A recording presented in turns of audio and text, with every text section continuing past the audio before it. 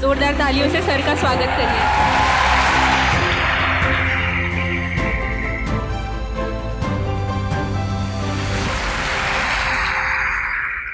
भारत माँ का सम्मान है, अभिमान है। हर भारतवासी की कामना हमारे साहित्य का गौरवगान है। हिंदी हमारी मातृभाषा, हमारी संस्कृति की पहचान है। नमस्कार। यहाँ उपस्थित सभी गणमान्य व्यक्तियों, आदरणीय शिक्षक गणों एवं मेरे साथियों को हिंदी दिवस की हृदयंगम शुभकामनाएं। भारती परिषद मिरांडा हाउस की ओर से मैं अभया आज के हमारे इस कार्यक्रम में आप सभी का हार्दिक अभिनंदन करती हूँ। कार्यक्रम को आगे बढ़ाने के लिए अब मैं स्तुति को आमंत्रित करती हूँ। नमस्कार। भारती परिषद मिरांडा हाउस की ओर से मैं स्तुति वाजपेयी आप सभी का इस वक्तव्य में स्वागत करती हूँ। आप सभी को हिंदी दिवस की हार्दिक शुभकामनाएं। हमारे आज के व्याख्यान का विषय है बदलते परिदृश्य में हिंदी, और हमारे बीच मुख्य अतिथि एवं वक्ता के रूप में उपस्थित हैं वे जो अपने नाम के ही अनुरूप हैं, डॉक्टर विकास दिव्यकीर्ति। चाहता तो बच सकता था, मगर कैसे बच सकता था, जो बचेगा कैसे रचेगा। पूर्णतः सटीक हैं श्रीकांत वर्मा की ये पंक्तियां जब हम आपके जैसे व्यक्तित्व का परिचय देते हैं। आपका बचपन एवं स्कूली शिक्षा दीक्षा हरियाणा से पूर्ण हुई। आपके पिता हिंदी के प्राध्यापक व माता हिंदी की अध्यापिका रहीं, अतः ये कहना गलत नहीं होगा कि हिंदी आपको विरासत में मिली। सन 1990 में आप दिल्ली आए तथा दिल्ली विश्वविद्यालय के जाकिर हुसैन कॉलेज से स्नातक किया। स्नातक पश्चात आपने दिल्ली विश्वविद्यालय से ही हिंदी में परास्नातक तथा एमफिल एवं पीएचडी पूरी की। इसके अतिरिक्त आपने समाजशास्त्र, फिल्म निर्माण, दर्शन, कानून और प्रबंधन आदि बहुविषयों में भी कुशलता प्राप्त की। पठन पाठन की ओर आपकी स्वाभाविक रुचि रही है। आपने अपने व्यावसायिक जीवन की शुरुआत दिल्ली विश्वविद्यालय से हिंदी के प्राध्यापक के रूप में की। भारतीय प्रशासनिक सेवा की परीक्षा को उत्तीर्ण करने की दौड़ में खड़े हजारों विद्यार्थियों के आप आदर्श हैं। सन 1996 में आपने अपने प्रथम प्रयास में ही भारतीय प्रशासनिक सेवा में चयनित होकर गृह मंत्रालय में भारत सरकार के राजभाषा विभाग में डेस्क ऑफिसर का पद संभाला। तत्पश्चात सन 1999 से आपने आधिकारिक रूप से यूपीएससी परीक्षार्थियों को पढ़ाना आरंभ किया एवं लोक प्रचलित संस्था दृष्टि आईएएस की स्थापना की। वर्तमान में आप दृष्टि के प्रबंध निदेशक के रूप में कार्यरत हैं। आपने अपने एक वक्तव्य में कहा था, हिंदी आत्मा की भाषा है। आपके इस कथन से यह तो विदित है कि आपका और हिंदी भाषा का संबंध कितना गहरा है। बचपन से हिंदी भाषी परिवेश में पले बड़े होने के फलस्वरूप आपने हिंदी को हर रूप से आत्मसात किया है। अब मैं आपसे आग्रह करूंगी कि कृपया आप अपने वक्तव्य से हम सभी का ज्ञानवर्धन करें।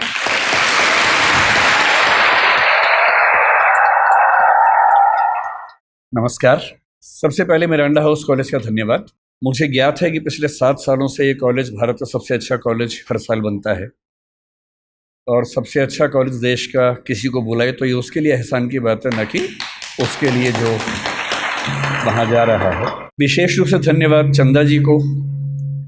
संज्ञा जी ने मुझे 2 दिन पहले मैसेज किया, मैं भारत से बाहर था और मेरा कुछ पुराना एहसान चुकाने का भाव था उनके प्रति, तो जैसे उन्होंने कहा कि आप आएँ तो मैंने सीधे कहा कि जैसे भी होगा मैं ज़रूर आऊँगा।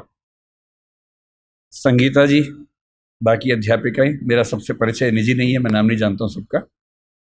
और जो विद्यार्थी इस पूरे कार्यक्रम का संचालन कर रहे हैं, ये व्यवस्था बाहर देख के मुझे लगा कि आपको आईपीएस की ट्रेनिंग की ज़रूरत नहीं है। आप लोग तो पहले से वो सारी ट्रेनिंग अपने अंदर लेके बैठे हैं। इसे आईपीएस की भाषा बंदोबस्त कहते हैं। किसी बड़े प्रोग्राम को मैनेज करना, सुरक्षा से लेकर हर चीज़ को ठीक से देखना, तो ये सब तो आप लोग पहले से कर रहे हैं। तो मुझे लगता है कि किसी बड़ी चुनौती के सामने आपको परेशानी आने वाली है नहीं। शुरुआत में जो आपने कविता का जिक्र किया, संयोग से वो मेरी सबसे प्रिय कविता भी है। श्रीकांत वर्मा हिंदी के एक बहुत ही महान कवि हुए। 1980 के दशक में उनकी मृत्यु हुई अमेरिका में कैंसर से लड़ते हुए। और जो सबसे अच्छी कविता वो लिख के गए और मुझसे कोई पूछे कि मैं, क्योंकि साहित्य का व्यक्ति हूँ और सैकड़ों कविताएं तो मुझे कम से कम याद होंगी ही, क्योंकि मुझे बड़ा शौक है कविताएं सुनने का, पढ़ने का, याद करने का। पर यदि कोई मुझसे पूछे कि मुझे अगर एक कविता चुननी हो जो सबसे गहरे स्तर पर मुझे प्रभावित करती रही है, तो वो वही कविता है जिससे आज के कार्यक्रम की शुरुआत इस बच्चे ने की।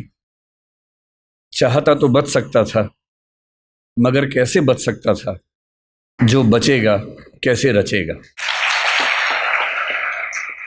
पहले मैं झुलसा चिटकने लगा, चाहता तो कराह सकता था, मगर कैसे कराह सकता था, जो कराहेगा कैसे निभाएगा।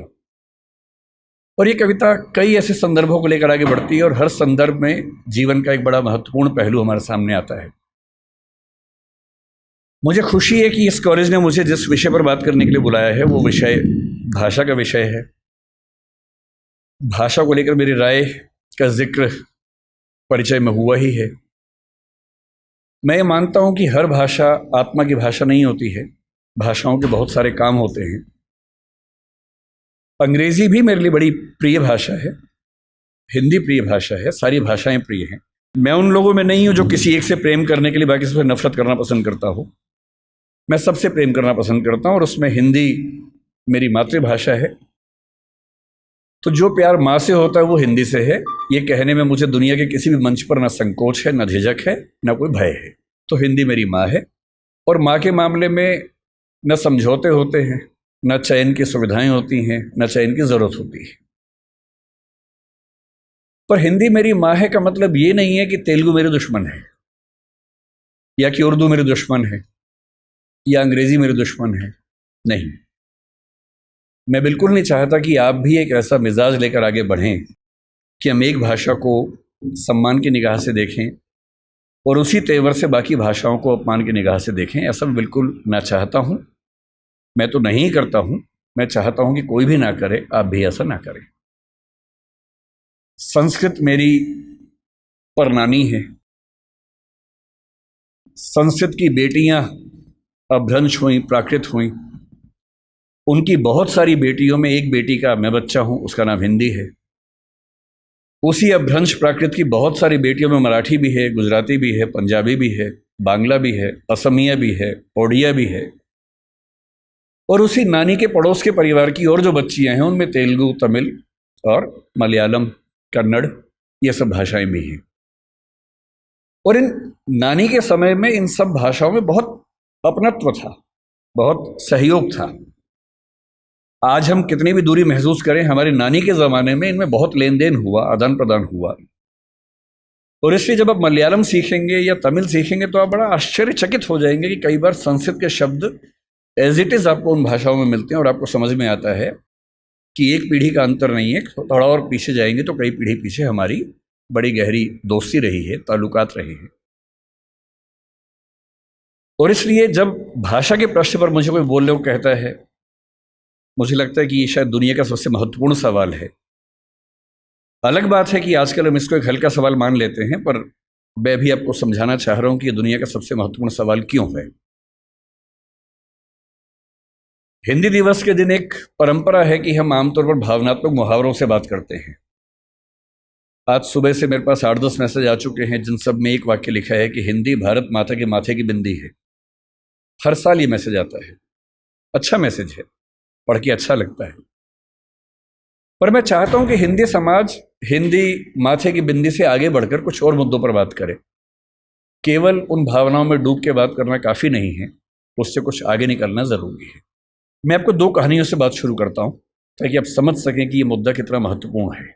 एक किताब जो पिछले 15-20 साल में दुनिया की सबसे मशहूर किताबों में से एक बनी, उसका नाम सेपियंस है, आपने शायद सुना होगा। मैं हिंदी के बच्चों से कहूँगा कि थोड़ा सा पढ़ने का अभ्यास अपना बनाएं। हिंदी के समाज से मुझे गंभीर शिकायत है कि हम लोग पढ़ते कम हैं, हम लोग भावनाओं में ज़्यादा बहते हैं, पढ़ने की आदत हमें कम है। और आज के ज़माने में जब दुनिया की हर अच्छी किताब हिंदी में भी उपलब्ध है तो हिंदी में ही पढ़िए, लेकिन कम से कम पढ़िए, क्योंकि पढ़ने से अच्छा कुछ नहीं है। एक किताब पढ़ने का मतलब किसी एक व्यक्ति के जीवन के 40-50 साल के निष्कर्षों को 3 दिन में समझ लेना। और आप 50 साल मैच्योर हो जाते हैं 3 दिन में केवल एक अच्छी किताब पढ़ लेने से। बहरहाल, सेपियंस किताब मानव जाति का इतिहास है। ये भारत का इतिहास, आधुनिक इतिहास, प्राचीन इतिहास नहीं है, मानव जाति का इतिहास है। माना जाता है कि 1400 करोड़ साल पहले बिग बैंग हुआ, जहां ये पृथ्वी पहली बार बनने की प्रक्रिया शुरू हुई। 450 करोड़ साल पहले पहली बार जीवन अस्तित्व में आया, अमीबा आया। उसके बाद लंबे समय तक खूब घटनाक्रम होते गए। हम कहीं नहीं थे उस समय। 3 लाख साल के आसपास पीछे जाएं तो एक परिवार पैदा हुआ जिसको होमो कहते हैं। होमो का मतलब हमारा परिवार। उस होमो परिवार में एक हम हैं, होमो सेपियंस, क्योंकि हम होमो परिवार में सेपियंस नाम की शाखा हैं। उस परिवार में और भी शाखाएं थी। निएंडरथल एक बहुत प्रसिद्ध, आपने नाम सुना होगा, ऑस्ट्रेलोपिथेकस का नाम सुना होगा, होमो इरेक्टस का नाम सुना होगा। ये सारे के सारे वो जीव थे जो होमो सेपियंस के आमने सामने जिंदा थे और संघर्ष में थे। चुनौती ये थी कि अंत में इनमें से कौन जीतेगा। ये व्यावहारिक तौर पर संभव नहीं था कि ये सारे साथ साथ चल सके। ये बात सुनने में अच्छी लगती है कि सब साथ साथ चले, पर इवोल्यूशन की हिस्ट्री में बहुत व्यावहारिक नहीं होता है। एक सवाल यह भी था कि होमो परिवार का कोई प्राणी क्या चिंपैंजी को, बंदर को, इन सब को हरा पाएगा, क्योंकि उस समय तक ये सारी स्पीशीज लगभग बराबर संघर्ष में चल रही थी। आज से 70,000 साल पहले तक ये सब यूं ही चल रहा था और फिर एक घटना घटी। उस घटना को सेपियंस किताब के लेखक ने, जिनका नाम युवाल नोआ हरारी है, उन्होंने संज्ञानात्मक क्रांति या कॉग्निटिव रिवॉल्यूशन का नाम दिया। और ये घटना 40,000 साल तक चलती रही। और इस बात पर बड़ा गहरा विचार किया कि क्या वजह थी कि होमो सेपियंस जिंदा रहा, निएंडरथल मर गया। हम मानते हैं कि निएंडरथल वो है जो यूरोप की आज की जो स्पीशीज है उसका पूर्वज था। ऑस्ट्रेलोपिथेकस मर गया, इरेक्टस मर गया, और जितने परिवार के जंतु थे वो सब मर गए, और होमो सेपियंस इन सबसे कमजोर होने के बावजूद बच गया और इतना सफल भी हो गया। निएंडरथल के बारे में उसने लिखा कि अगर आमने सामने आ जाएं तो निएंडरथल होमो सेपियंस को मार मार के अधमरा कर सकता था, वो इतना ताकतवर था। उसके बाद भी खत्म हो गया। क्यों खत्म हो गया?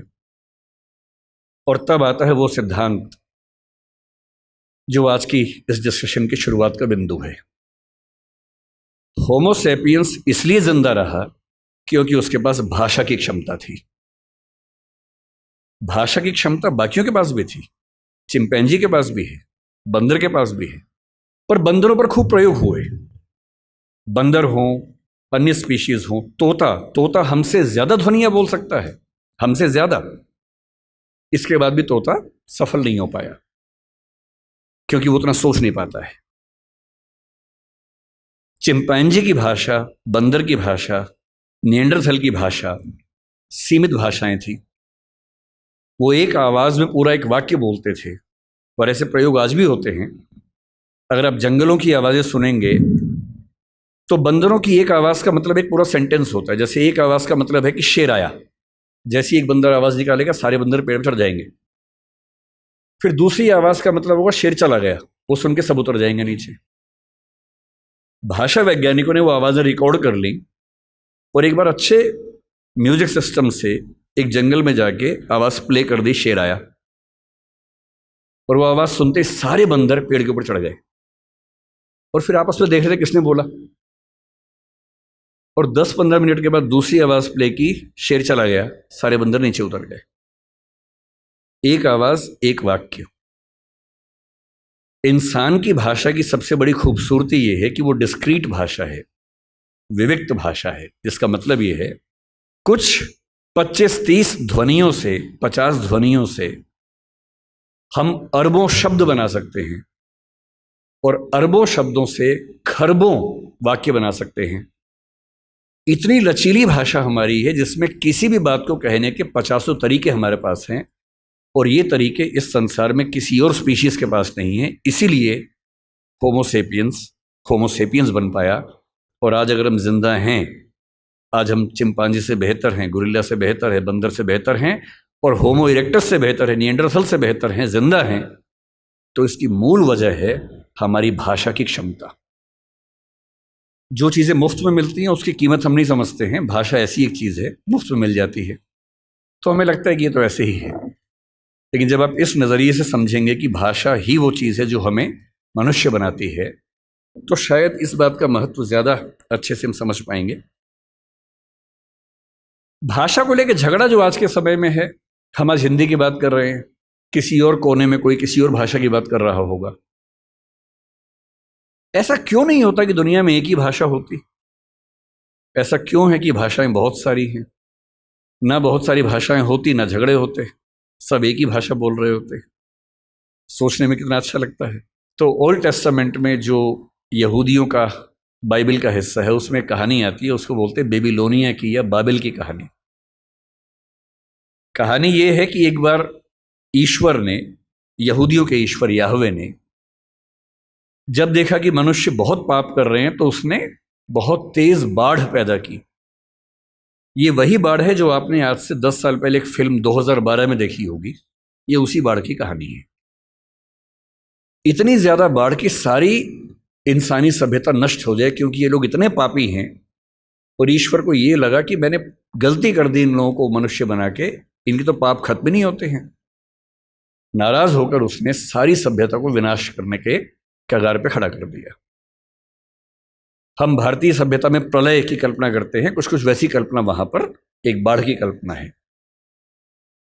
और तब ईश्वर को यह भी लगा कि अगर सारे खत्म हो जाएंगे तो सृष्टि बनाने का जो पर्पस था वो खत्म हो जाएगा।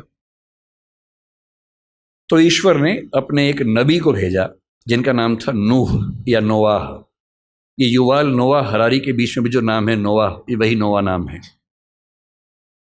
और उनसे कहा कि तुम जाओ, जितनी भी स्पीशीज है उन सब की एक एक पेड़ को बचा लो ताकि सभ्यता को फिर से शुरू कर सके।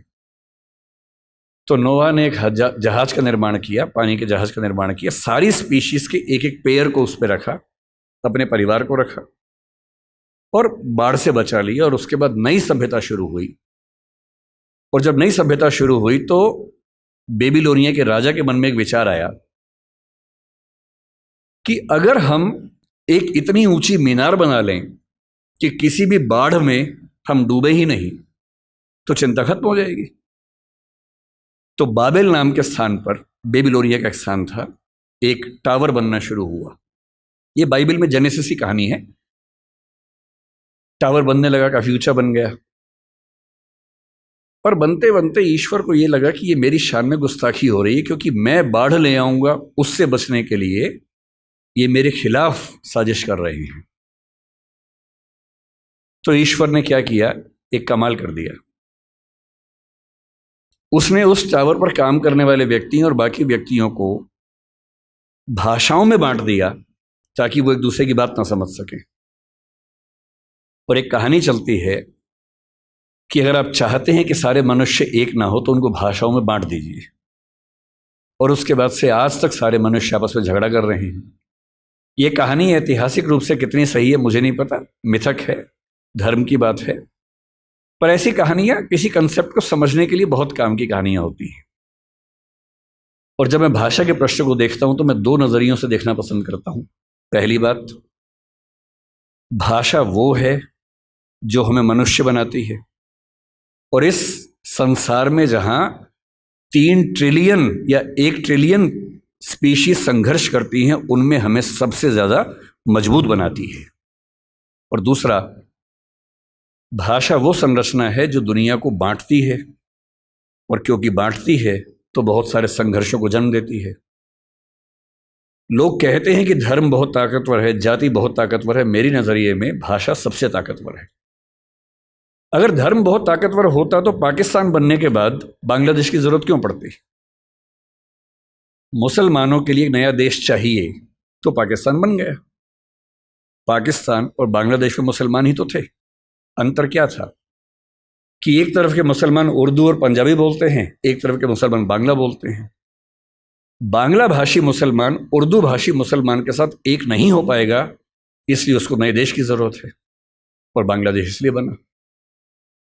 आप श्रीलंका के झगड़े को कितना भी हिंदू और बौद्ध झगड़ा कह लीजिए, दरअसल वो तमिल और सिंगली भाषाओं का झगड़ा है।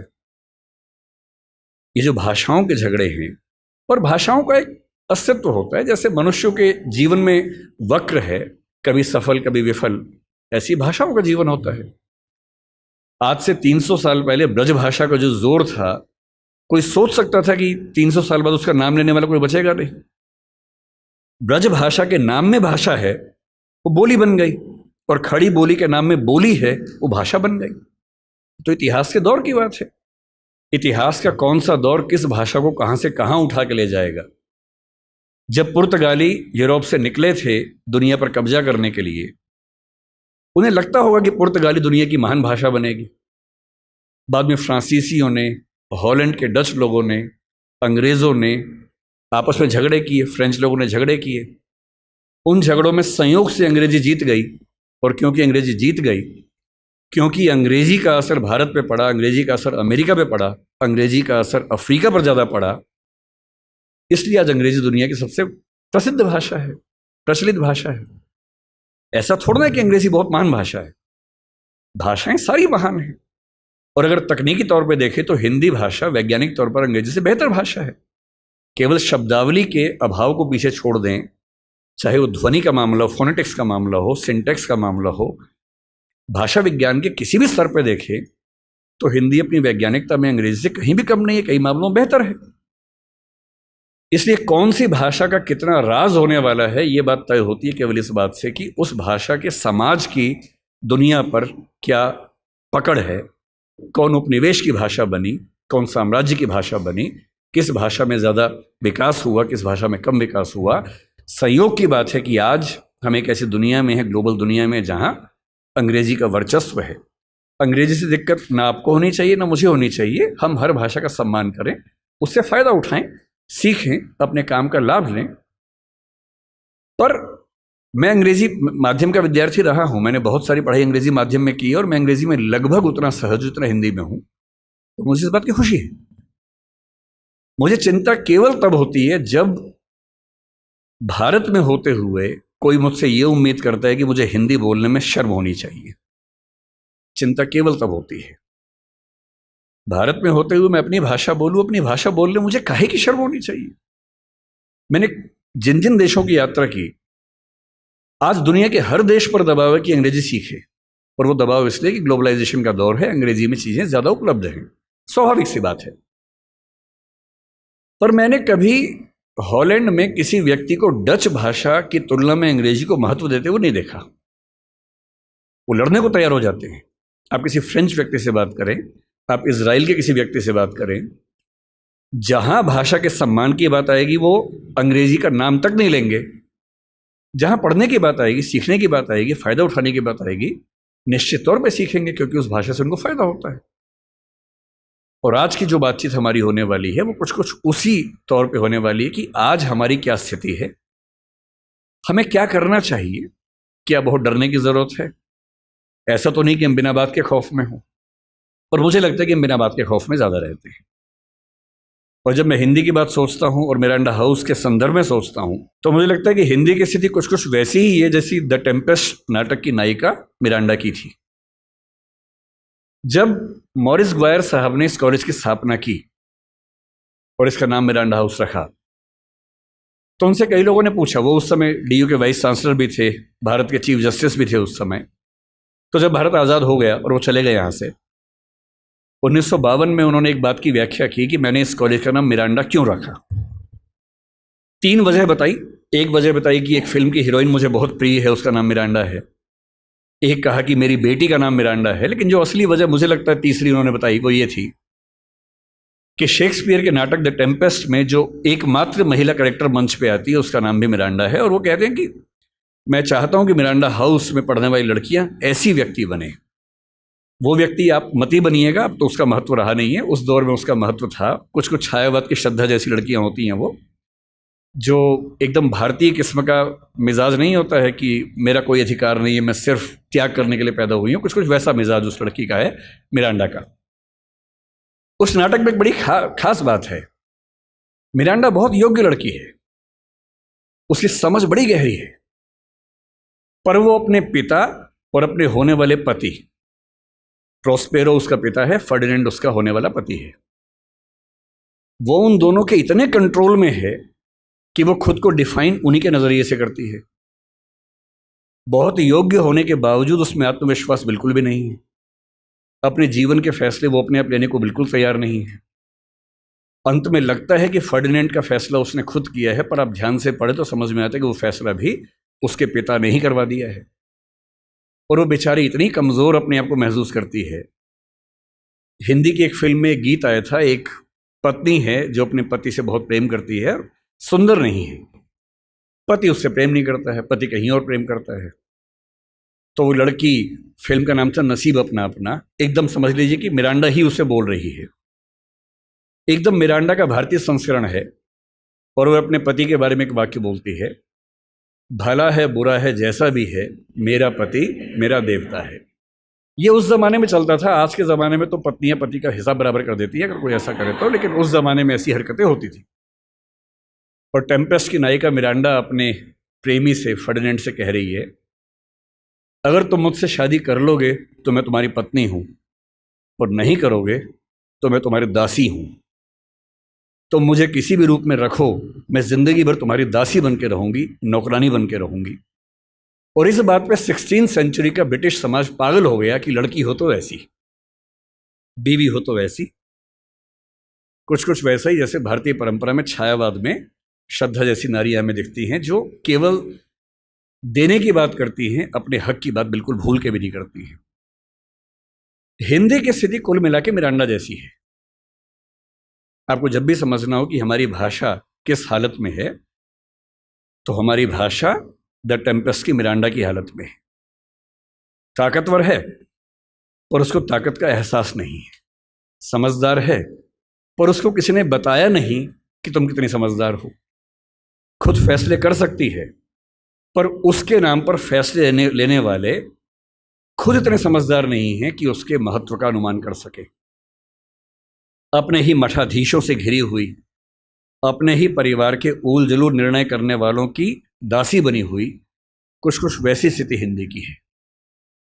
मैं ऐसा क्यों कह रहा हूं कि हिंदी बहुत ताकतवर भाषा है, लेकिन हम मेरा बात के डरते हैं। कुछ उदाहरण से बात समझ लेते हैं। और जब भी कोई आपसे पूछे कि हिंदी का भविष्य क्या है, हमेशा ध्यान रखना है, किसी जटिल प्रश्न का उत्तर एक नहीं होता है, हाँ या ना में नहीं होता है। उसका उत्तर बहुत सारे पहलुओं में होता है।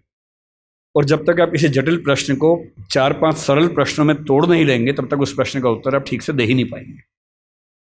इसलिए जब भी कोई आपसे पूछे कि क्या हिंदी का कोई भविष्य है या हिंदी का भविष्य कैसा है, तो हिंदी कोई एक वस्तु नहीं है। हिंदी में बहुत सारी चीजें आती हैं। मसलन आपको बताना पड़ेगा कि बोलचाल की भाषा के रूप में हिंदी का भविष्य क्या है, राजभाषा के रूप में, ऑफिशियल लैंग्वेज के रूप में हिंदी का भविष्य क्या है, राष्ट्रभाषा के रूप में क्या है, संपर्क भाषा के रूप में क्या है, ज्ञान विज्ञान की भाषा के रूप में क्या है, व्यापार की, वाणिज्य की, नौकरी की दुनिया में उसका भविष्य क्या है।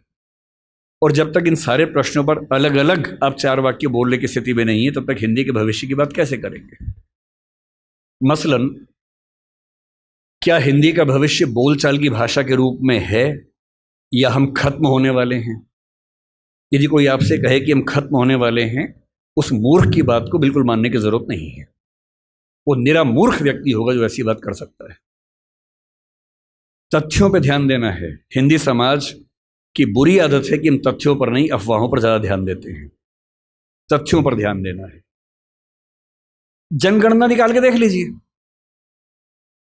1991 में प्रथम भाषा के रूप में हिंदी बोलने वालों की संख्या भारत में 39% थी। कुल 83 करोड़ आबादी थी, उसमें से लगभग 32 करोड़ के आसपास हिंदी प्रथम भाषा के रूप में बात कर रहा हूं मैं, मातृभाषा। 2001 के सेंसस में यह परसेंटेज 39 से बढ़ के 41 हो गया, 41% हो गया। 2011 के सेंसस में जब हमारी आबादी 121 करोड़ हो गई, प्रथम भाषा के रूप में हिंदी बोलने वालों की परसेंटेज 43.6 हो गई। जिसका सीधा सा मतलब है कि 53 करोड़ लोग, 52-53 करोड़ लोग भारत में हिंदी को मातृभाषा के रूप में बोलते हैं। और अंग्रेजी को मातृभाषा के रूप में कितने बोलते हैं भारत में? 2,70,000, 0.02%। 43.6% और 0.02% के बीच में अगर आपको ऐसा लगने लगे कि हमारी भाषा का अस्तित्व खतरे में है, तो मेरा ख्याल है कि हमारा दिमाग खतरे में है। 2021 से सेंसस हो नहीं पाया है, अब होगा, उम्मीद है कि 24 में हो जाएगा। हमारी आबादी आज के समय 143 करोड़ की है, अनुमान जो है, अगले साल तक 145 के आसपास होनी चाहिए। 145 करोड़ में प्रथम भाषा के रूप में हिंदी बोलने वालों की संख्या अनुमान है कि 45 से 46% अगले साल होने वाली है, और जिसका मतलब ये है कि लगभग मान के चले कि 64 से 66 करोड़ के बीच में मातृभाषा बोलने वाले हिंदी समाज के लोग होने वाले हैं। अगर आपको लगता है कि 65 करोड़ लोगों की मातृभाषा खत्म होने वाली है, तो इससे हास्यास्पद क्या हो सकता है? ऐसा कोई सवाल ही पैदा नहीं होता, कल्पना भी नहीं करनी चाहिए इस चीज की। फिर सवाल उठता है कि क्या हम दुनिया में बहुत कमजोर हैं? भारत के जनगणना सर्वेक्षण में 31 भाषाओं की बात होती है, दुनिया के सर्वेक्षण में 7,115 भाषाओं की बात होती है। 7,115 भाषाओं में आपको जान के आश्चर्य होगा कि 150 भाषाएं ऐसी हैं जिनको बोलने वालों की संख्या 10 से कम है। कुल 10 व्यक्ति, 5 व्यक्ति बोलते हैं, 6 बोलते हैं, 4 बोलते हैं, 2 बोलते हैं, 1 बोलता है, 10 बोलते हैं। 150 भाषाएं ऐसी हैं। लगभग 5,500 से 6,000 भाषाएं ऐसी हैं जिनको बोलने वालों की संख्या 1 लाख से कम है। और पूरी दुनिया में 800 करोड़ की आबादी में हिंदी का स्थान जानते हैं कौन सा बोलने वालों में? तीसरा स्थान। 7,115 भाषाओं में जो भाषा तीसरे नंबर पे है, उसके बोलने वाले परेशान हैं कि हम खत्म होने वाले हैं।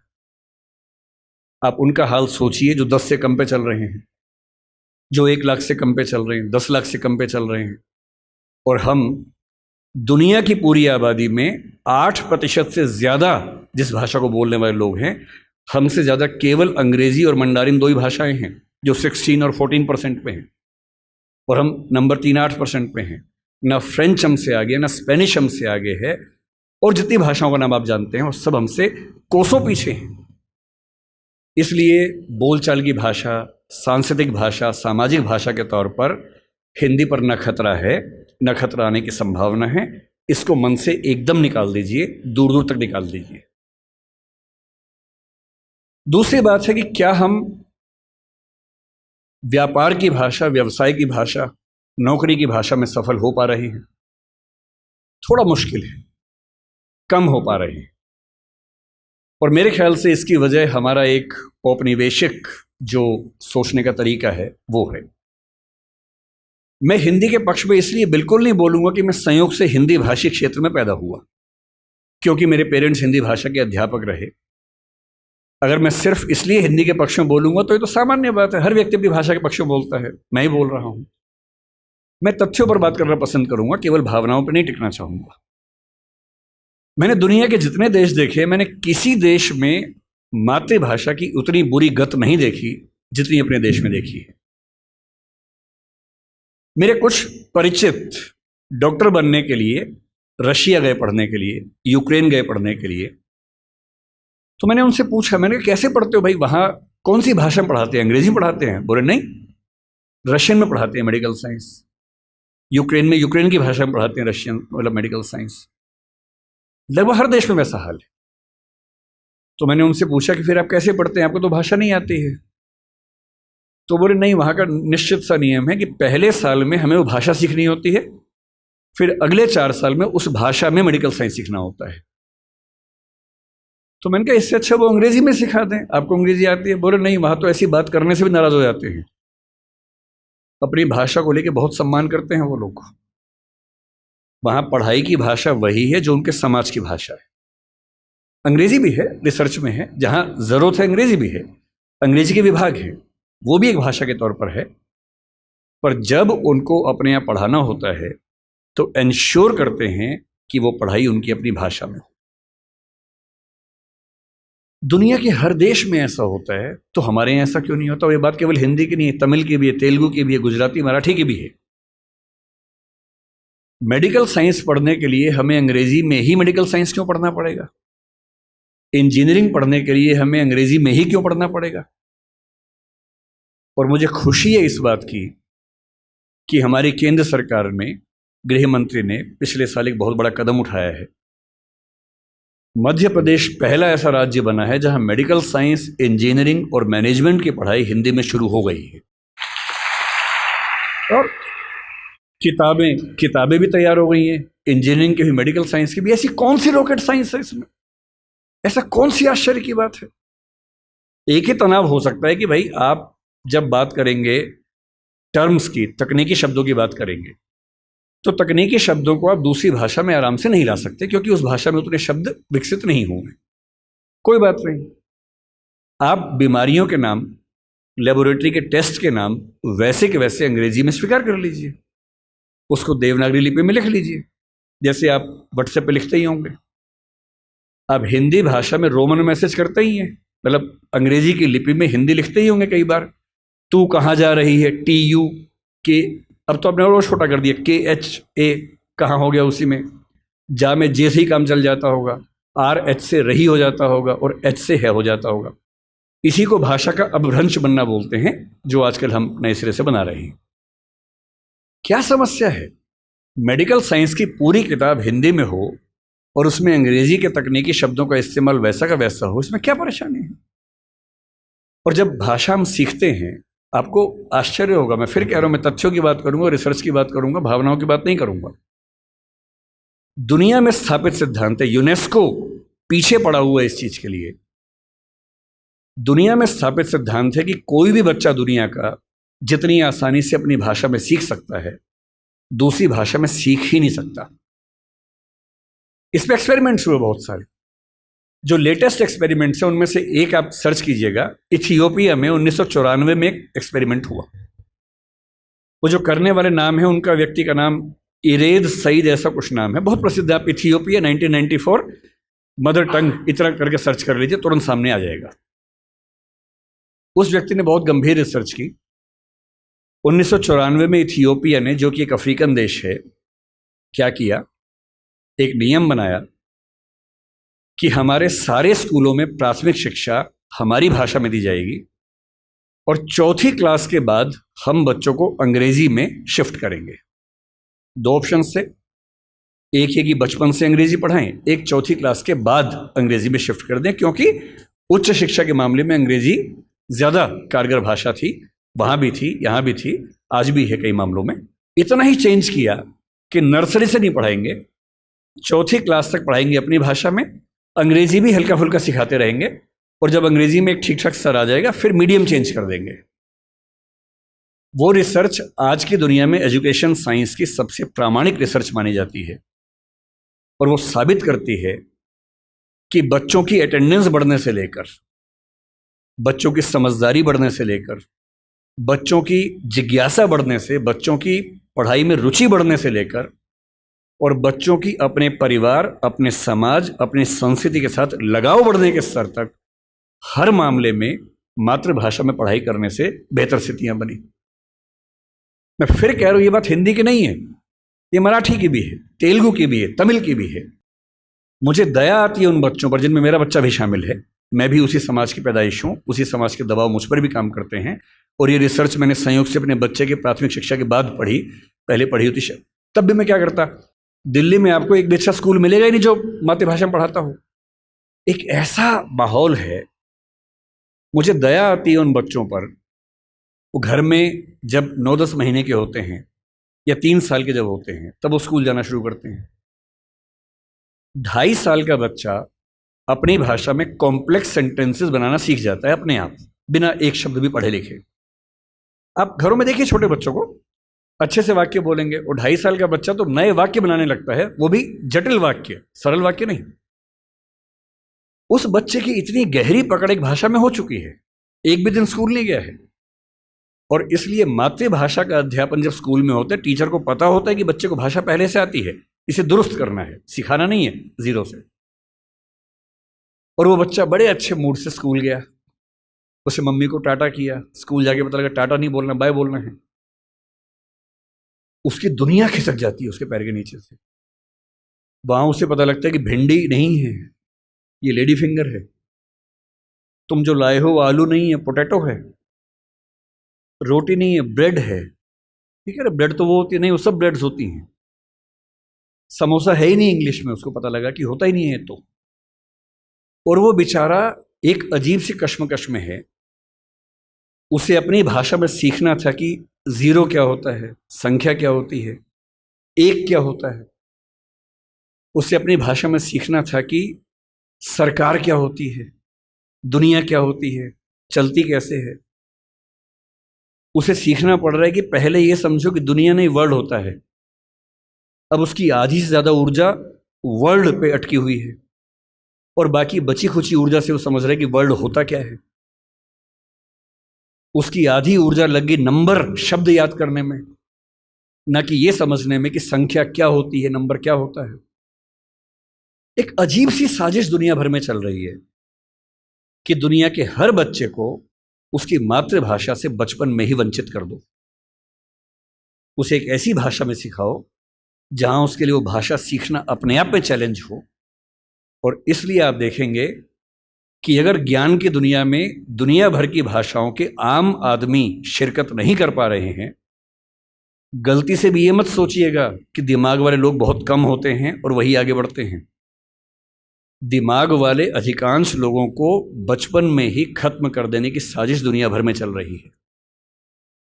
और जो अपनी भाषा में पढ़ ही नहीं पाएगा वो कैसे आगे बढ़ेगा, कैसे सीखेगा। मैंने 10वीं क्लास तक हिंदी माध्यम से पढ़ाई की है, उसके बाद अंग्रेजी सीखी है, ठीक से सीखी है। अंग्रेजी मुझे कहीं कोई समस्या नहीं आती है, इसमें क्या कोई परेशानी है। मैं आज भी अपनी भाषा में गीत सुनने में ज़्यादा खुश होता हूँ।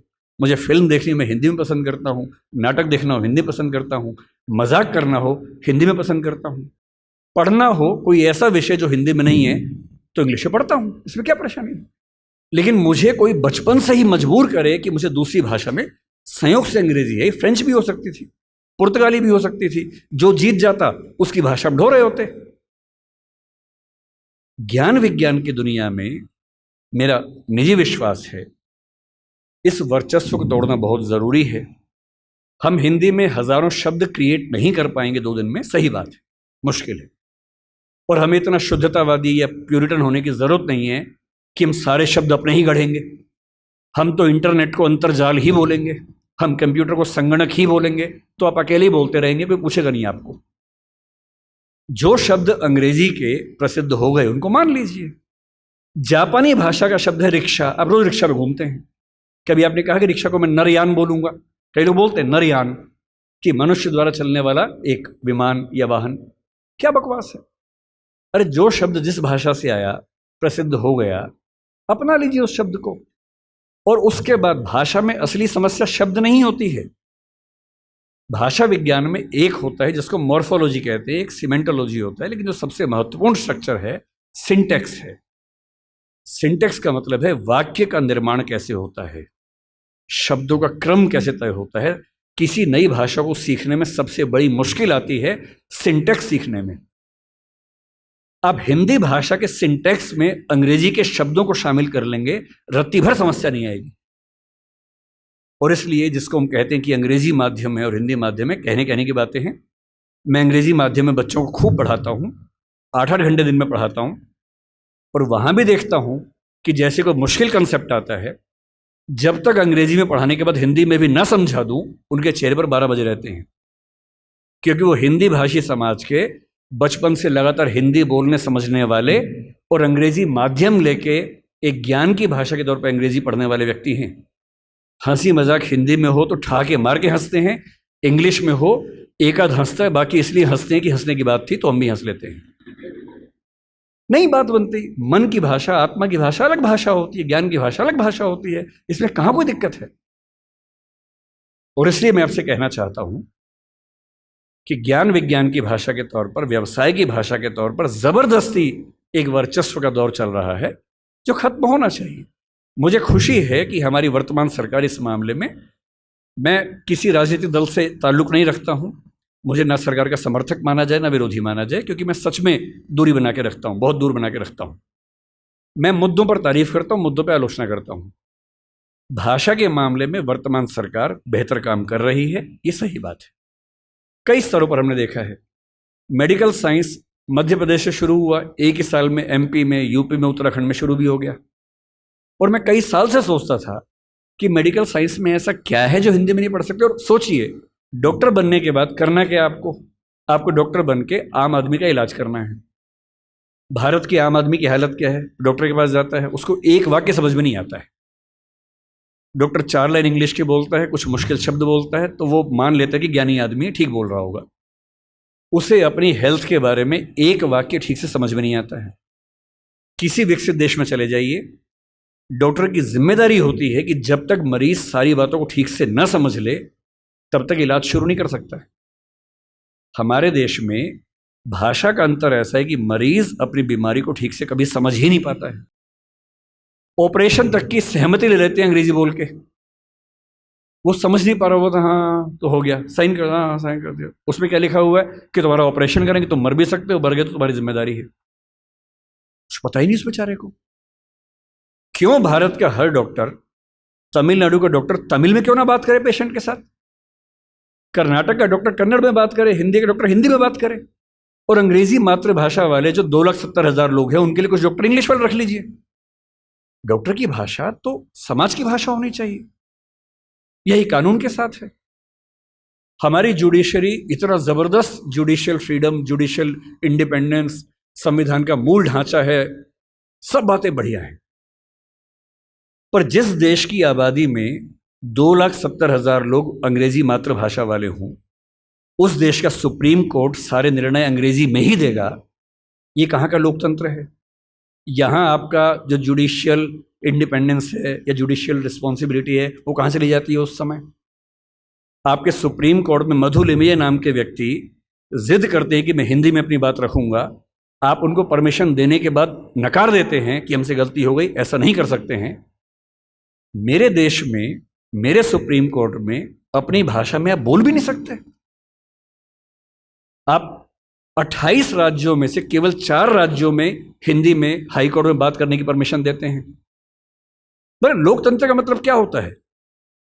कुछ गिने चुने एलिट्स के हिसाब से जनता अपनी भाषा बदलेगी या जनता की भाषा से प्रशासक भाषा बदलेंगे अपनी? अगर लोकतंत्र है तो लोकतंत्र में जनता की भाषा ही केंद्र में होनी चाहिए, कोई और भाषा केंद्र में कैसे हो सकती है? पर हम लोग इतने आदी हो चुके हैं, हम स्लेव मेंटेलिटी के इतने अभ्यस्त हो चुके हैं कि हम ये प्रश्न कभी नहीं करते। हमारे सुप्रीम कोर्ट के चीफ जस्टिस या कोई जज हिंदी में क्यों नहीं बात कर पाते? और नहीं कर पाते, मैं फिर बार बार कह रहा हूँ, मामला सिर्फ हिंदी का नहीं। मेरी इच्छा है कि सुप्रीम कोर्ट के बहुत सारे जजेस में कुछ को तमिल ठीक से आती हो, कुछ को तेलुगु अच्छे से आती हो, कुछ को मराठी आती हो, कईयों को हिंदी आती हो। और बेंच का फैसला करते हुए ये भी एक पॉइंट ध्यान में रखा जाए कि मामला कहाँ का है और उस मामले में ऐसे जज को प्राथमिकता मिले जो उस भाषा को जानता हो, ताकि केस मेरा है, मुझे हिंदी आती है, मेरा वकील अंग्रेजी में कुछ कुछ बोला, जज ने कुछ कुछ बोला, फैसला हो गया, मुझे पता ही नहीं कि क्या हुआ, और इतने में पुलिस आगे मुझे ले गई और मैं परेशान हूं कि हुआ क्या। मेरे मामले के किसी प्रसंग में मेरी भूमिका ही नहीं है, क्योंकि सारी प्रक्रिया 2 ऐसे व्यक्तियों के बीच में चल रही है जिनके पास एक भाषा है जो मेरी भाषा नहीं है, जबकि मामला मेरा है, और कहने को लोकतंत्र है।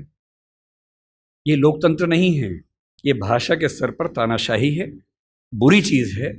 और मैं जब भी ये बात कहता हूं, बार बार कहता हूं, ज्ञान की भाषा के तौर पर अंग्रेजी का सम्मान करना जरूरी है, क्योंकि रिसर्च आप उसके बिना नहीं कर पाएंगे।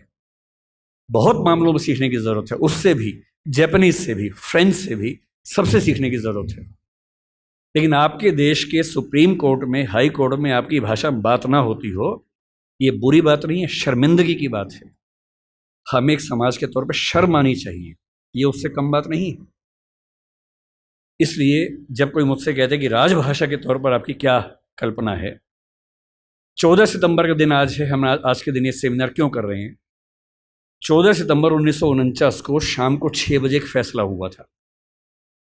एक अजीब सी अफवाह लोगों ने उड़ा रखी है। कहते हैं कि 14 सितंबर को मतदान हुआ कि भारत की राजभाषा कौन सी होनी चाहिए, हिंदी या अंग्रेजी। वोटिंग हुई, आधे वोट हिंदी के पक्ष में उठे, आधे अंग्रेजी के पक्ष में उठे, एकदम बराबर हो गया।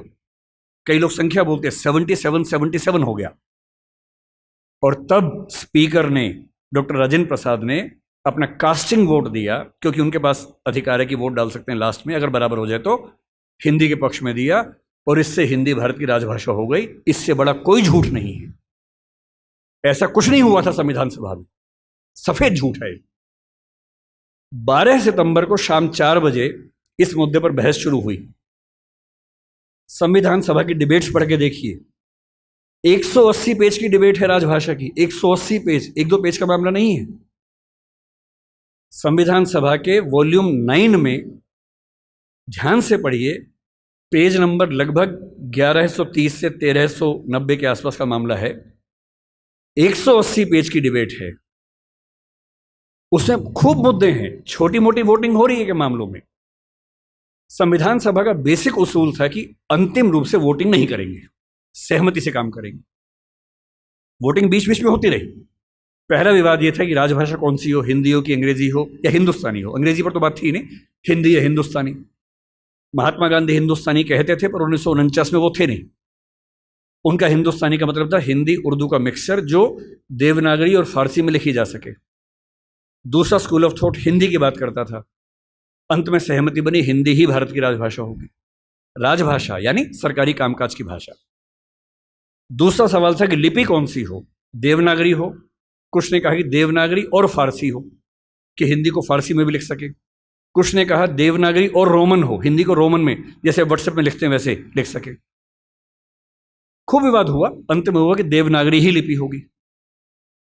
तीसरा विवाद यह हुआ कि जो अंक हैं हिंदी वाले, जो 1 से 0 से 9 तक के अंक हैं, वो हम अंग्रेजी के ढांचे में लिखेंगे या हिंदी के ढांचे में लिखेंगे। इस पर मतभेद था सबसे ज्यादा। इस पर वोटिंग में बराबरी हुई थी। और अंत में वोटिंग से नहीं, संविधान सभा के बाहर की बातचीत में समझौता हुआ। मुंशी साहब थे, के एम मुंशी थे, आयंगर साहब थे, उनकी बातचीत में समझौता हुआ कि ठीक है, अंतर्राष्ट्रीय अंक मान लेंगे। और उसके बाद गहमा गहमी के बाद 2 घंटे की रिसेस के बाद 14 सितंबर शाम 6 बजे आखिरी सेशन इस मामले पर हुआ, 2.5 दिन की बहस के बाद। और तब ध्वनि मत से, बिना किसी वोटिंग के प्रस्ताव पारित हुआ कि हिंदी भारत की राजभाषा होगी, देवनागरी उसकी लिपि होगी, और अंकों का अंतर्राष्ट्रीय स्वरूप उसका स्वरूप होगा।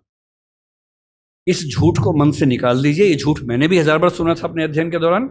हमारे अध्यापकों को भी ऐसा लगता था, मुझे भी ऐसा लगता रहा कई साल तक। संविधान सभा की डिबेट्स बढ़ी, तब समझ में आया कि ये भ्रांति है, ऐसा कुछ नहीं हुआ था। पूरी सहमति के साथ भारत की राजभाषा हिंदी बनी थी 14 सितंबर को, और इसलिए आज के दिन को हम लोग हिंदी दिवस मानते हैं। और क्यों ना बनती, आप सोचिए क्यों ना बनती। दुनिया में 2 तरह के देश हैं, एक इंग्लैंड जैसा है, फ्रांस है, स्पेन है, जर्मनी मान सकते हैं, आज के समय के जर्मनी मान सकते हैं, उस समय का तो नहीं, आज के जर्मनी मान लीजिए, आप ग्रीस को मान लीजिए। ये सब देश वो हैं जो एक देश एक भाषा वाले लोग हैं। बांग्लादेश को मान लीजिए, बांग्ला बोलते हैं, एक देश एक भाषा है। पर कुछ देश ऐसे होते हैं जहां एक भाषा नहीं होती है। स्विट्जरलैंड में देखिए, छोटा सा देश है, 3 राजभाषाएं वहां पर हैं। बेल्जियम में देखिए, छोटा सा देश है, पर वहां भाषाएं 1 से ज्यादा चलती हैं। तो उस समय एक डिबेट थी कि भारत का मॉडल कौन सा होगा। क्या हम इंग्लैंड, फ्रांस, जर्मनी के मॉडल पे चलेंगे, या हम स्विट्जरलैंड और बेल्जियम के मॉडल पे चलेंगे। तो क्योंकि भारत में भाषाएं बहुत ज़्यादा थी, उस समय हमने 14 भाषाओं को संविधान में स्थान दिया। शुरू में 13 को दिया, बाद में एक और जोड़ दिया। तो अब तो खैर 22 भाषाएं हैं 8वीं अनुसूची में। डिबेट ये थी कि भारत की राजभाषा कौन सी हो। ऐसे मामले में 2 ही फैसले हो सकते हैं। एक तो ये हो सकता है कि भाई जितनी महत्वपूर्ण भाषाएं सबको बना दो। अगर सबको बनाएंगे तो हर डॉक्यूमेंट 10 भाषाओं में बनेगा, वो आसान काम नहीं है। दूसरा, लोकतंत्र में क्या तरीका है, जिस भाषा को बोलने वाले, समझने वाले सबसे ज्यादा हैं, उसको बना दीजिए। यही सहमति बनी। स्वाधीनता संग्राम में हिंदी को राष्ट्रभाषा, राजभाषा बनाने की बात किन लोगों ने की, आपने कभी गौर किया है? हिंदी को राष्ट्रभाषा बनाने के सबसे बड़े समर्थक कौन थे? महात्मा गांधी, गुजरात के थे, गुजराती आदमी। के एम मुंशी गुजरात के थे, पटेल गुजरात के थे, आज भी गुजरात के 2 लोग लगे हुए हैं। हिंदी को भारत की राष्ट्रभाषा बनाने की जो बात आई है, हिंदी समाज से ही नहीं आई है। महात्मा गांधी गुजराती व्यक्ति होकर हिंदी के पक्ष में सबसे ज्यादा अड़े हुए थे। महाराष्ट्र में तिलक थे, सावरकर थे, वो मराठी की बात नहीं कर रहे, वो हिंदी की बात कर रहे थे। पंजाब में लाला लाजपत राय थे। आप बंगाल में जाएंगे, केशव चंद्र सेन से परंपरा शुरू होती है, सुभाष चंद्र बोस तक परंपरा जारी है, वो सब हिंदी की बात कर रहे हैं। पूरे भारत में, दक्षिण भारत तक में ये सहमति बन गई थी। महात्मा गांधी ने पूरी एक संस्था खड़ी की, दक्षिण भारत हिंदी प्रचार सभा। कितने साल तक काम करते रहे वहां पर, एक सहमति बनाई पूरे देश में, क्योंकि इतना बड़ा स्वाधीनता आंदोलन बिना एक भाषा के नहीं चल सकता। बेबीलोन की कथा बन जाती, बाबेल जैसी, कि सब लोग अलग भाषाएं बोलते हैं, लड़े कैसे अंग्रेजों से। इसलिए कांग्रेस ने 1915 के आसपास से ही भाषा पे काम करना शुरू किया और ये मान लिया कि जब तक अंग्रेजी में काम करेंगे वकीलों का आंदोलन रहेगा, जनता का नहीं बनेगा। वो वकीलों का आंदोलन जनता का आंदोलन तब बना जब लोक भाषाओं में लड़ा गया, और लोक भाषाओं में सबसे बड़ी भूमिका हिंदी की रही। आज अगर कोई मुझसे पूछे कि भारत में कौन सी राजभाषा या संपर्क भाषा बन सकती है, आप डेटा देखिए, सेंसस को देखिए। हिंदी बोलने वालों की कुल संख्या पहली, दूसरी, तीसरी भाषा के तौर पर भारत में कितनी है इस समय? 69 करोड़ है 2011 के सेंसस में। 57% ऑफ पॉपुलेशन भारत की, first, second, third. First language में 43.6% है, तीनों मिला ले 57%, 69 करोड़ संख्या है। क्यों है? 10 राज्य हिंदी भाषा वाले हैं। फिर वो सारे राज्य जो संस्कृत से ही बने हैं, वो हमारे ननिहाल के हैं। इसलिए आप महाराष्ट्र जाएंगे, क्योंकि मराठी संस्कृत से बनी है, आपको मराठी हिंदी में दिक्कत नहीं आती, क्योंकि दोनों की रूट सेम है। यही गुजराती में है, यही पंजाबी में है, यही सिंधी में है, यही असमिया में है, यही ओडिया में है, यही बांग्ला में है। ये 7 राज्यों की भाषाएं संस्कृत के रूट से बनी हुई है, इसलिए हमारी रूट सेम होने से दिक्कत नहीं आती है। केवल दक्षिण भारत की 4 भाषाएं मुख्य रूप से, और उत्तर पूर्व की, असम की आगे की भाषाएं। उत्तर पूर्व में भी आप अरुणाचल प्रदेश जाइए, हिंदी में कहीं कोई दिक्कत नहीं है। अरुणाचल प्रदेश में बड़ा आश्चर्य की बात है कि हिंदी सब बोलते हैं। अंडमान निकोबार जाइए, हिंदी सब बोलते हैं, वहां पर कहीं कोई समस्या नहीं। हैदराबाद में हैदराबादी हिंदी चलती है। मुंबई मराठी क्षेत्र होकर हिंदी का गढ़ बना हुआ है। और जो दक्षिण के 4 राज्य हैं, उनमें भी, क्योंकि 10वीं क्लास तक हिंदी आमतौर पर स्कूल में पढ़ाई जाती है, तमिलनाडु में कुछ गांवों को छोड़ देंगे, मैं पूरा भारत ठीक से घुमा हुआ है, और मुझे आज तक हिंदी से काम चलाने में दिक्कत नहीं आई।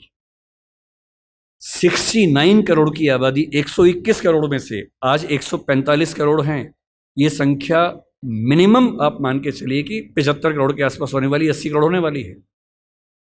इस 69 करोड़ अगर मैं 2011 की बात मान लूं, तो तुलना में कौन है? नंबर 2 पर कौन आता है? बांग्ला। हिंदी में कितना है? 57% है। बांग्ला में कितना है? 9% है। आप किसे बनाएंगे राजभाषा भारत की? संपर्क भाषा किसे बनाएंगे? 57% के बाद सीधा 9% है। नंबर 3 पे मराठी आती है, अभी आ गई है। पहले नंबर 3 पे तेलुगु थी, अब मराठी आ गई है। कितना है? 8.7% है। नंबर 4 पर तेलुगु है, 8% के आसपास है। यानी एक भाषा बोलने वाले 57% हैं, नंबर 2 वाले 9, 8.7, 8, 6, 4, 3। क्या लोकतांत्रिक तरीके से कोई कंपटीशन बनता है किसी तरह का? और संपर्क भाषा संविधान लिखे या ना लिखे, संविधान में लिखा भी नहीं है। संविधान में कहीं नहीं लिखा कि भारत की संपर्क भाषा कौन सी है, ना लिखा है भारत की राष्ट्रभाषा कौन सी है, केवल लिखे भारत की राजभाषा कौन सी है।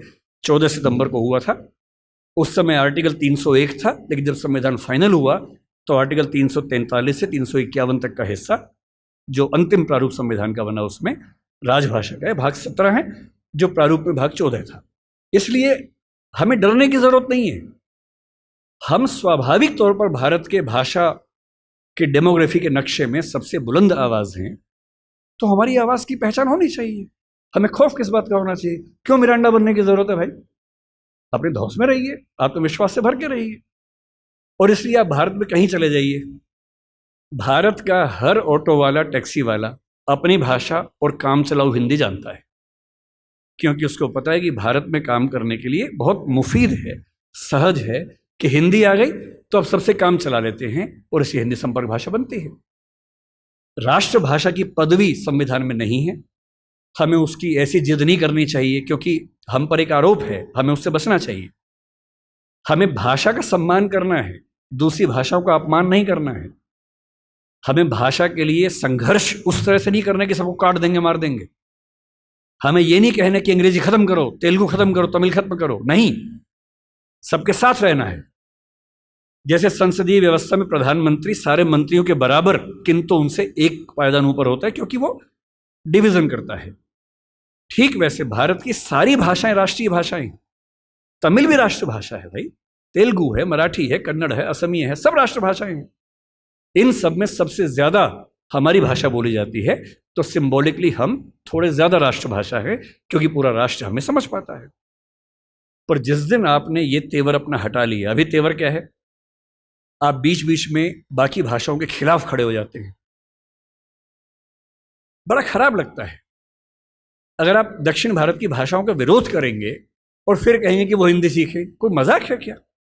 आत्मसम्मान क्या केवल हम में होता है, उनमें नहीं होता है? एक भी व्यक्ति का आत्मसम्मान बिल्कुल भी प्रभावित ना हो, अगर इस तेवर के साथ अपनी भाषा को आगे लेके बढ़ेंगे तो भाषा आगे बढ़ेगी। हिंदी को संविधान सभा ने और संसद ने कम बढ़ाया है, शाहरुख खान ने ज़्यादा बढ़ाया है, अमिताभ बच्चन ने ज़्यादा बढ़ाया है, और आज की दुनिया में तेवर बदला है, उसका जिक्र भी करता हूँ। इसलिए अगर आप चाहते हैं कि हिंदी सच में राष्ट्रभाषा बने, राष्ट्रभाषा संविधान में कोई शब्द नहीं है। गुजरात हाईकोर्ट ने 2010 में स्पष्ट निर्णय दिया है कि राष्ट्रभाषा की धारणा भारतीय संविधान में कहीं नहीं है। राष्ट्रभाषा होती है राष्ट्र की आत्मा की भाषा, और आत्मा की भाषा संविधान से नहीं बनती है, आत्मा से बनती है, बातचीत से बनती है, संवाद से बनती है, सहमति से बनती है। अगर आप सच में चाहते हैं कि तमिलनाडु, केरल, आंध्र प्रदेश, तेलंगाना, कर्नाटक, नागालैंड, त्रिपुरा, मिजोरम, मेघालय के लोग हिंदी सीखें, तो बड़े होने का फर्ज निभाइए, आगे बढ़ के उनकी भाषा सीखिए। इसी को त्रिभाषा फार्मूला कहा गया था, 1948 में पहली बार कहा गया था, और बेल्जियम और स्विट्जरलैंड से ही प्रेरणा ली गई थी। 1968 में संसद ने प्रस्ताव पारित किया त्रिभाषा फार्मूले के लिए, पर हमने उसको ठीक से अपनाया नहीं। मैं कल्पना करता हूं कि हिंदी समाज के लोग अपने स्कूलों में, कॉलेजेस में, अगर दक्षिण की 5 में से कोई एक भाषा, या उत्तर पूर्व की कोई एक भाषा, या बांग्ला मान लीजिए, इतनी भर सिखा दें। मुझे दुख है कि मैं नहीं सीख पाया, हमारे स्कूल में ऐसा नहीं था। तीसरी भाषा के नाम पे संस्कृत सिखाई गई। मैं संस्कृत का बहुत सम्मान करता हूं, लेकिन तीसरी भाषा के तौर पर संस्कृत सिखाई जाए, इस नीति के पक्ष में नहीं हूं, क्योंकि इससे वर्तमान में हमारा भला नहीं हो रहा। वर्तमान में भला तब होता जब मुझे मराठी सिखाते, या तमिल सिखाते, या मेघालय की भाषा सिखाते, और मैं कम से कम तमिलनाडु जाके वहां के ऑटो वाले से तमिल के 4 वाक्य बोल देता, तो वो कहता कि अरे वाह क्या बात है यार, फिर कहता कि मैं भी हिंदी सीखूंगा। अभी उसको लगता कि वाह बेटा तुम तो सीखोगे 2, हम सीखेंगे 3। और इसलिए जब तक हम थोड़ा आगे बढ़कर उन भाषाओं को नहीं अपनाएंगे, तब तक ये उम्मीद करना कि वो हमारी भाषा को अपना लेंगे, ज़बरदस्ती की बात है। और ज़बरदस्ती हिटलर की नहीं चली तो हमारी क्या चलेगी? ना किसी की चली है, ना दुनिया में चलेगी। ये मान के चलिए, लोकतंत्र का ज़माना है, समझा बुझाकर, संवाद से, बातचीत से फैसले होंगे, फैसले जोर ज़बरदस्ती नहीं होंगे। आजकल एक नया तमाशा हिंदी बनाम उर्दू को लेकर चल रहा है। आजकल हिंदी वाले अलग ही मूड में चल रहे हैं, कह रहे उर्दू को खत्म कर दो, मुसलमानों की भाषा है। भाषा किसी धर्म की नहीं होती है। तमिलनाडु का मुसलमान तमिल बोलता है, केरल का मुसलमान मलयालम बोलता है, और किसी भी समाज का व्यक्ति होगा, उसका धर्म कुछ भी हो, उसकी भाषा वही होगी जो उसके भौगोलिक क्षेत्र की भाषा है। उर्दू हिंदी समाज की भाषा है, मेरठ के इलाके में पैदा हुई है, हमारे मतलब हमारी गोद में पली है वो भाषा, हिंदी की गोद में बनी है। उसका व्याकरण पूरा का पूरा खड़ी बोली हिंदी का व्याकरण है। पाकिस्तान ने उर्दू को आयात किया है, क्योंकि पाकिस्तान की ज़मीन पे उर्दू पैदा नहीं हुई, उर्दू मेरठ के आसपास पैदा हुई, पाकिस्तान ने इंपोर्ट किया उस भाषा को। अपनी भाषा को हम इस तौर से बोलते हैं कि खत्म कर देंगे। पहली बात तो ऐसा बोलना नहीं चाहिए। दूसरी बात, कर भी नहीं पाएंगे। किसी के चाहने से भाषाएं खत्म नहीं होती। भाषाएं तब खत्म होती हैं जब भाषाओं का आत्मसम्मान मर जाता है, और जिस भाषा में आत्मसम्मान होता है उसको मारने वाला कोई दुनिया में पैदा नहीं हुआ। किसी भाषा को आप खत्म कर देंगे ऐसा मिजाज मत रखिए। कुछ दिन पहले जावेद अख्तर साहब कहीं मंच पर बोल रहे थे, किसने उनसे यही सवाल पूछ लिया, तो उन्होंने एक बड़ा अच्छा शेर बोला, अगर मैं ठीक याद कर रहा हूँ उन्होंने कहीं बोला था वो शेर, और ये शेर उर्दू पे नहीं है, इसको आप हिंदी पे अप्लाई कर लीजिए। कोई आपको हिंदी पे डराए तो हिंदी पे अप्लाई कर लीजिए। शेर ये बोला, उर्दू को हम एक रोज मिटा देंगे जहां से। किसी ने कहा कि हम उर्दू खत्म कर देंगे। उर्दू को हम एक रोज मिटा देंगे जहां से, ये बात भी कमबख्त ने उर्दू में कही है। अजीबोगरीब बातें हैं। हिंदी बोलने वाला 10 वाक्य बोल के दिखाए और उर्दू का एक शब्द इस्तेमाल ना करे। उर्दू बोलने वाला 10 वाक्य बोल के दिखाए, संस्कृत से बदला हुआ कोई शब्द इस्तेमाल ना करे, करके दिखा दे। पाकिस्तान के लोग करके दिखा दें। मैं एक बार पाकिस्तान के नेताओं की भाषा सुन रहा था, बहुत ध्यान से सुना, नोट किया, और मैंने पाया कि 100 शब्द बोलते हैं तो कम से कम 30 शब्द संस्कृत से बदले हुए शब्द बोलते हैं। और तेवर क्या है कि हम तो उर्दू वाले हैं। उर्दू बोलने वाला कितनी भी ताकत लगा ले संस्कृत से बच ही नहीं सकता। हिंदी वाला कितनी भी ताकत लगा ले उर्दू से बच ही नहीं सकता। इतने शुद्धतावादी मत बनिए कि आप अलग थलग पड़ जाएं, एक टापू पे अकेले खड़े हों। भाषा बढ़ती है साथ चलने से, न कि एकदम शुद्ध होके अलग थलग हो जाने से। अंग्रेजी में हर साल नए शब्द आते हैं। इतालवी भाषा का शब्द माफिया है, अंग्रेजी ने लिया, दुनिया भर के लोग बोलते हैं माफिया माफिया माफिया। इटालियन का शब्द है, अंग्रेजी ने प्रचारित किया उस शब्द को। समोसा खा खा के हम पगलाए रहते हैं। समोसा हमारा अपना शब्द नहीं। हमारे बहुत सारे ऐसे शब्द जो हमारे मूल शब्द मानते हैं वो हमारे शब्द नहीं है, हमने सीखे हैं। सीखना चाहिए। भाषा दुनिया का हर समाज भाषा बना रहा है, क्यों हम उन सब से ना सीखें। और अंतिम बात यह है कि एक भाषा होती है मनोरंजन की भाषा। हिंदी का कोई बाल भी बांका नहीं कर सकता उस भाषा के तौर पर। जब से सोशल मीडिया आया उसने क्रांति कर दी है, आप ही लोगों ने, और किसने की है। और सोशल मीडिया पे एक अलग तेवर है। मैंने कल यहां आने के लिए सोचा कि थोड़ा सा तथ्य देख लूं, क्या लेटेस्ट तथ्य हैं। यूट्यूब की इंडिया की रिपोर्ट निकाली कि कौन सी भाषा में कितने व्यूअर्स देखते हैं।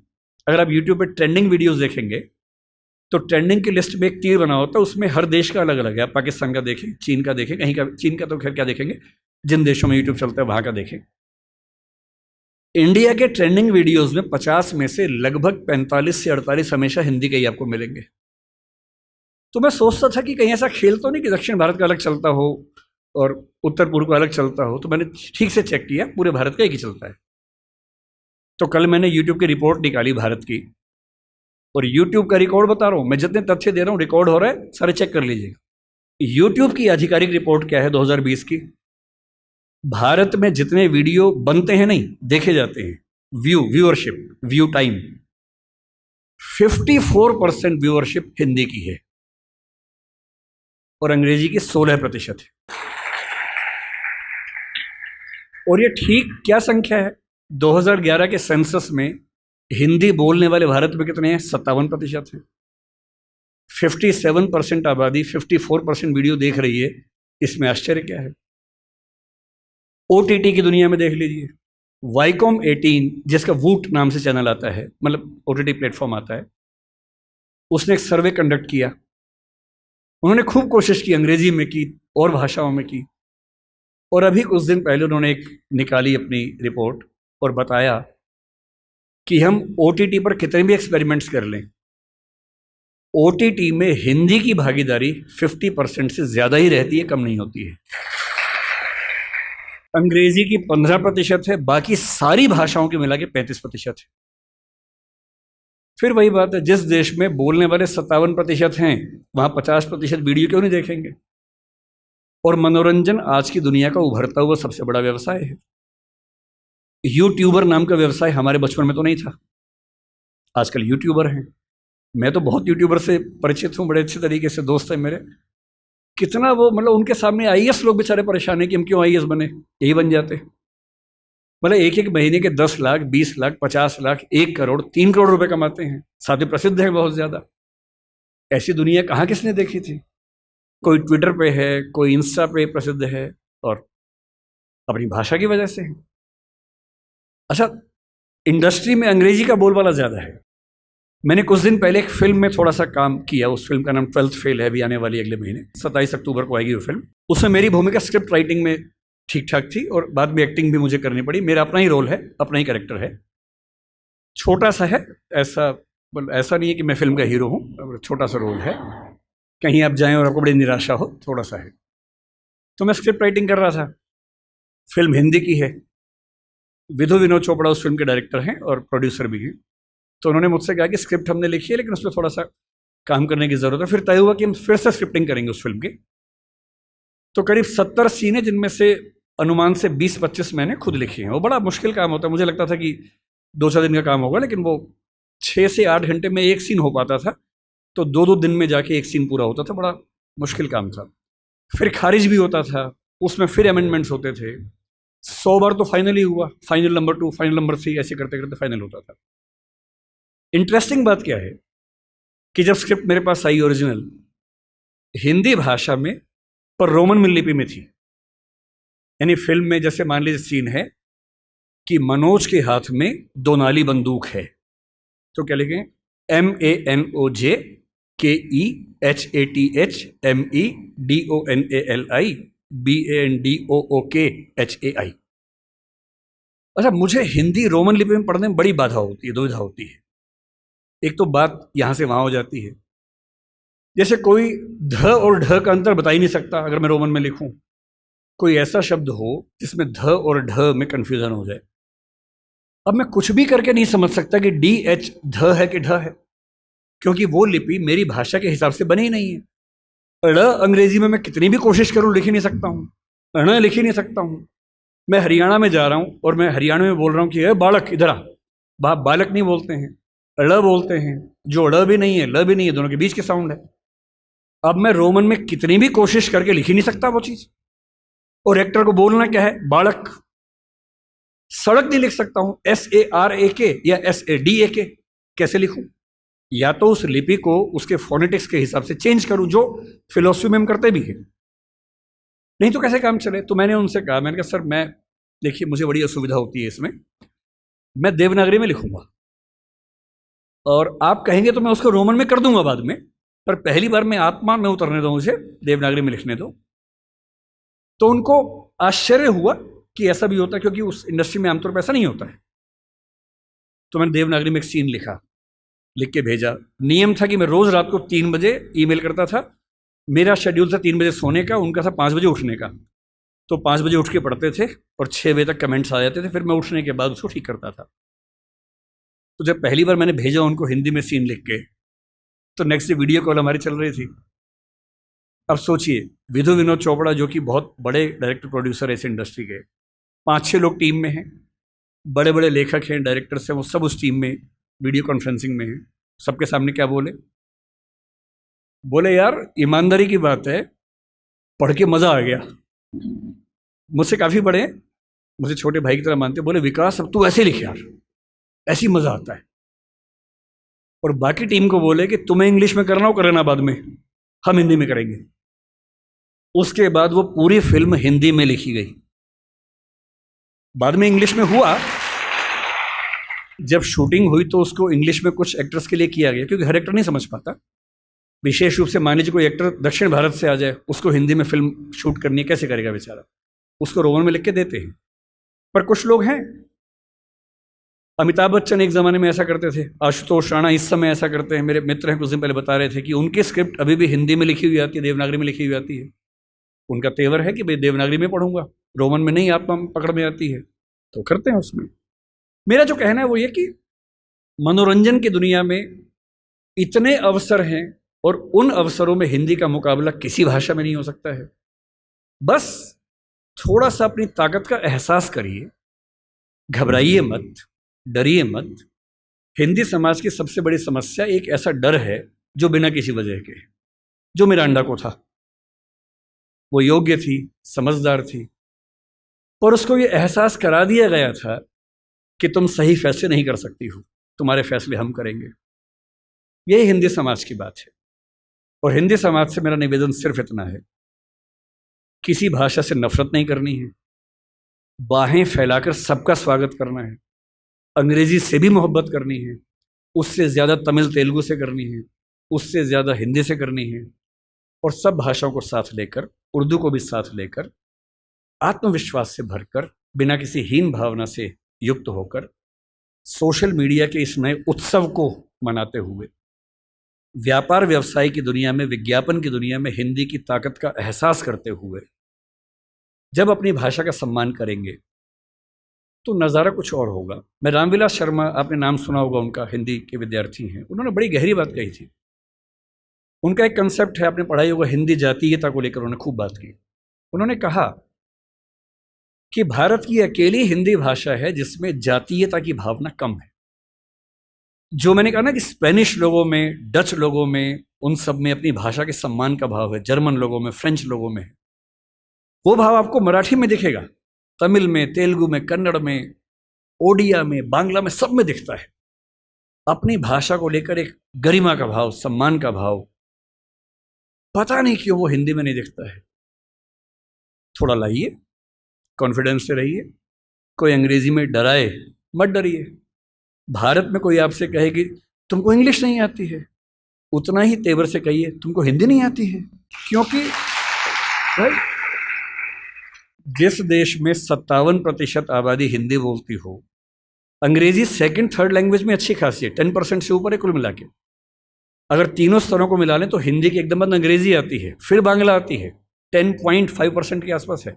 क्योंकि सेकंड लैंग्वेज, थर्ड लैंग्वेज में अंग्रेजी का बोलबाला बहुत ज़्यादा है। फर्स्ट लैंग्वेज में वो केवल 2,70,000 लोगों की भाषा है। तो भी हिंदुस्तान में हिंदी नहीं आना और अंग्रेजी नहीं आना, अगर ये दोनों शर्मिंदगी की बातें हैं तो ज़्यादा शर्मिंदगी की बात कौन सी है? हिंदी ना आना।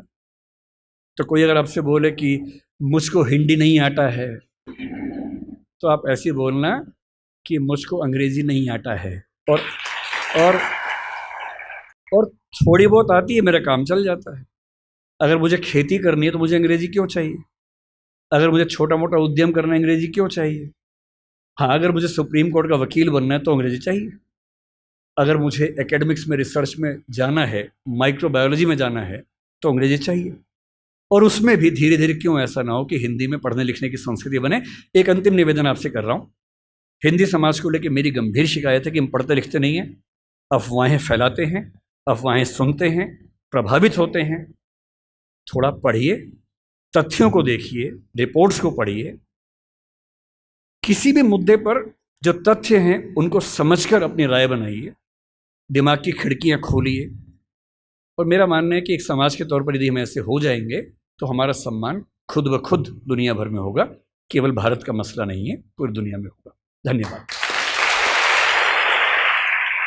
सर, मैं अंग्रेज़ी मीडियम की छात्रा हूँ, पर मतलब मैंने स्कूलिंग भी इंग्लिश मीडियम से की है, तो वहाँ भाषा बहुत सरल होती थी। पर जब मैं दिल्ली में आई, फिर बहुत बड़ी कन्फ्यूजन हो गई मेरे को। मेरे को लगता है मैं इंग्लिश में फिट नहीं बैठ पाती, हिंदी में भी फिट नहीं बैठ पाती। तो फिर इसका कोई सॉल्यूशन ना मेरे को ढंग से, मतलब इंग्लिश में चीज़ें हिंदी में चीज़ें समझने में ज़्यादा अच्छा लगता है, पर मेरा मीडियम इंग्लिश है और हिंदी में मुझे ज़्यादा इतनी मतलब जो डीप वाली पकड़ होती है वो नहीं है। आपकी भाषा कैसी है इसका फैसला 2-3 तरीके से होता है। पहला ये कि आपका सिंटैक्स, यानी भाषा में जो व्याकरण के नियम हैं, वाक्य बनाना, समझना, जटिल वाक्य बनाना, उन सब में आप सहज हैं या नहीं, ये पहला सवाल है। और दूसरा ये कि उसमें जितने नए नए शब्द आते हैं वो आपको समझ में आते हैं नहीं आते हैं। मेरे ख्याल से अगर आप अंग्रेजी माध्यम के विद्यार्थी हैं तो आपको अंग्रेजी में सिंटैक्स में दिक्कत नहीं होगी, टेंसेस समझ में आते होंगे, मुश्किल से मुश्किल वाक्य भी आपको समझ में आता है कि वाक्य कैसे बना हुआ है, लिख भी लेती होंगी आप। मेरे अनुमान से आपकी दिक्कत ज़्यादा इसलिए है कि शब्द इतने सारे नए अचानक आ रहे होंगे कि उन सबको समझ पाना मुश्किल होता होगा। तो मेरा अनुमान ये कि ये समस्या तो एक उर्वर भूमि है, अपनी भाषा को अच्छा करने का एक तरीका है। और पहले के लोग बोलते थे कि रोज़ 5 नए शब्द सीखो, वो एक आउटडेटेड कंसेप्ट है। आज का कंसेप्ट ये है कि जो भी शब्द आपके सामने पहली बार है उसे नोट कीजिए, उसे 2-3 तरह से वाक्यों में इस्तेमाल कीजिए, और उस डायरी के शब्दों को रोज कोशिश करके एक दो शब्दों का इस्तेमाल करते रहिए, तो अंग्रेजी को अच्छा बनाने के लिए 2-3 महीने काफ़ी हैं। कोई रॉकेट साइंस थोड़ा ना है, भाषा ही तो है। भले मेरी समझ है कि कोई भी भाषा, चाइनीज़ को लेकर मैं थोड़ा पसोपेश में रहता हूँ, सामान्यतः कोई भी भाषा सीखने के लिए 3 से 6 महीने पर्याप्त होते हैं ठीक स्तर तक सीखने के लिए, चाहे वो अंग्रेजी हो चाहे वो हिंदी हो। तो अगर आपने अंग्रेजी में पढ़ाई अपनी की है, शुरू कर दी है, तो अंग्रेजी में पढ़ें और शब्द बढ़ाएं। और वैसे अगर आपके टीचर क्लास के बाद अलग से उसी बात को थोड़ा हिंदी में भी समझा दें तो शायद ज़्यादा अच्छे समझ में आएगा। और मैं अंग्रेजी माध्यम के बच्चों को देखता हूँ, वो कहने को इंग्लिश मीडियम के, पर जब हिंदी में समझाओ तो ज़्यादा समझते हैं। तो टेक्निकल वर्ड्स अंग्रेजी के, बाकी हिंदी में। अगर टीचर ना भी समझाए, मुझे नहीं पता यहाँ का तरीका क्या है, 3-4 दोस्तों का ग्रुप बना लीजिए कि क्लास में जो समझा इंग्लिश में, चलो हिंदी में डिस्कस करते हैं। तकनीकी शब्द इंग्लिश के रखिए, उसमें भाषा हिंदी रखिए, तो समझ में आएगा ठीक से। जी सर, धन्यवाद सर। जी सर, मेरा नाम समीक्षा मिश्रा है और मैं हिंदी विभाग की द्वितीय वर्षीय छात्रा हूँ। सर, पहले तो आपके वक्तव्य के लिए बहुत बहुत धन्यवाद। इससे पहले मैंने आपको हंसराज महाविद्यालय में सुना, मुझे वहाँ सुन के भी बहुत अच्छा लगा, पर आज अपने महाविद्यालय में इतने पास से आपको सुनकर बहुत ज़्यादा अच्छा लग रहा है। सर, मैं आपसे बहुत प्रभावित हूँ और इतनी उम्र में भी आकर आपके जो मुखमंडल पर तेज हमेशा रहता है, उसके लिए भी बहुत ज़्यादा प्रभावित हूँ। आपको क्या लगता है कि मैं 80 साल का हूँ, 90 साल का हूँ? सर, मैं आपके यहाँ आने से पहले मैंने आपकी उम्र गूगल पे सर्च की थी, 49 बताया था। सर, एडवांस में जन्मदिन की शुभकामनाएं। सर, प्रश्न पे आती हूँ। सर, आपने कहा कि हिंदी ताकतवर है लेकिन उसका एहसास दिलाने वाला कोई नहीं है, और हिंदी समझदार है लेकिन उसे बताने वाला कोई नहीं है। आज भी हम देखते हैं, जैसे आपने भाषाओं के शब्दों को लेकर झगड़े पर बात की, भाषाओं जो आज झगड़े होते हैं। सर, आज एक ऐसा ही झगड़ा उठा है, थोड़ा राजनीतिक पक्ष है, लेकिन मैं जानना चाहूँगी आपके विचार कि आज भारत है और इंडिया शब्द है, इसको लेकर बड़ा विवाद छिड़ रहा है, और जो मीडिया है वो इस पर बड़ा मिर्च मसाला लगा के बताती है कि सरकार से पूछती है कि ये जनता जानना चाहती है, बल्कि जनता दोनों नामों में सुखी है। तो इस पर आपके क्या विचार हैं? क्या हमें उस इंडिया शब्द को अपना लेना चाहिए या दोनों ही हमारे लिए बेहतर है? देखिए, मैं फिर कहूँगा कि मुद्दों को ना अलग करके समझना पड़ेगा। पहली बात, ये विवाद इस समय क्यों उठा, इसके पीछे राजनीतिक कारण हैं, आपको भी पता है, मुझे भी पता है। मेरी अपनी समझ ये है कि 2 तरह से मुद्दे को देखने। पहली बात, ये उठा क्यों, और दूसरी बात, सही क्या है, गलत क्या है। ये उठा क्यों, इसके पीछे राजनीतिक पृष्ठभूमि पूरा देश जानता है, आप भी जानती है, मैं भी जानता हूं। पर कोई मुद्दा राजनीतिक वजह से उठा इसलिए मुद्दा ही गलत है, ऐसा नहीं होता है। राजनीति कई बार गलत काम करती है, कई बार सही काम कर देती है, और जनता के दबाव में अगर सही काम हो ही जाए, राजनीतिक वजह से ही हो, तो भी क्या बुरा है। अब आते हैं इस सवाल पर कि भारत और इंडिया में से क्या सही है। संविधान सभा में इस पर खूब बहस हुई थी। यह हमारे संविधान का अनुच्छेद 1 है और उसमें लिखा हुआ है, India that is Bharat shall be A union of states. बड़ी इंटरेस्टिंग बात है कि उस समय डिबेट थी कि भारत का नाम भारत रखें या इंडिया रखें। कुछ लोगों ने आर्यव्रत भी कहा, आर्यव्रत कहा, कुछ ने हिंदुस्तान कहा, सब नाम चले। अंत में सहमति बनी कि नहीं, भारत और इंडिया ही ठीक है। नेहरू जी ने खुल के तो नहीं, पर नेहरू जी के पर्सपेक्टिव से जो बात वहां पर ज्यादा आई वो ये थी कि हमारे संविधान के बनने की प्रक्रिया में जो बहुत सारे एक्ट थे जो अंग्रेजों ने बनाए थे, जैसे इंडिया इंडिपेंडेंस एक्ट 1947 का है, 1935 का एक्ट था, उन सब में इंडिया का इस्तेमाल था। उस समय के भारत की तरफ से जो समझौते अंतर्राष्ट्रीय थे, उन सब में इंडिया नाम था। पश्चिम की दुनिया हमें इंडिया के नाम से जानती थी, अमेरिका हो, फ्रांस हो, कोई भी हो, सब इंडिया जानते थे। नेहरू जी का मिजाज जो था वो ये भी था कि हमें ग्लोबल पर्सपेक्टिव में चीज़ों को देखना है, पूरी दुनिया से संवाद करना है, क्योंकि उनकी रुचि अंतर्राष्ट्रीय मुद्दों में ज़्यादा थी, बहुत ज़्यादा थी। मेरे ख्याल से इन सब वजहों से तय हुआ कि हम अपना नाम इंडिया रखेंगे, पर इंडिया के बराबर महत्व भारत का भी रहेगा। तो लिखा गया India that is Bharat. India जो कि भारत है, राज्यों का एक संघ होगा। 4 दिन पहले की बात है, मैं हॉलैंड में एक टैक्सी में बैठा हुआ था।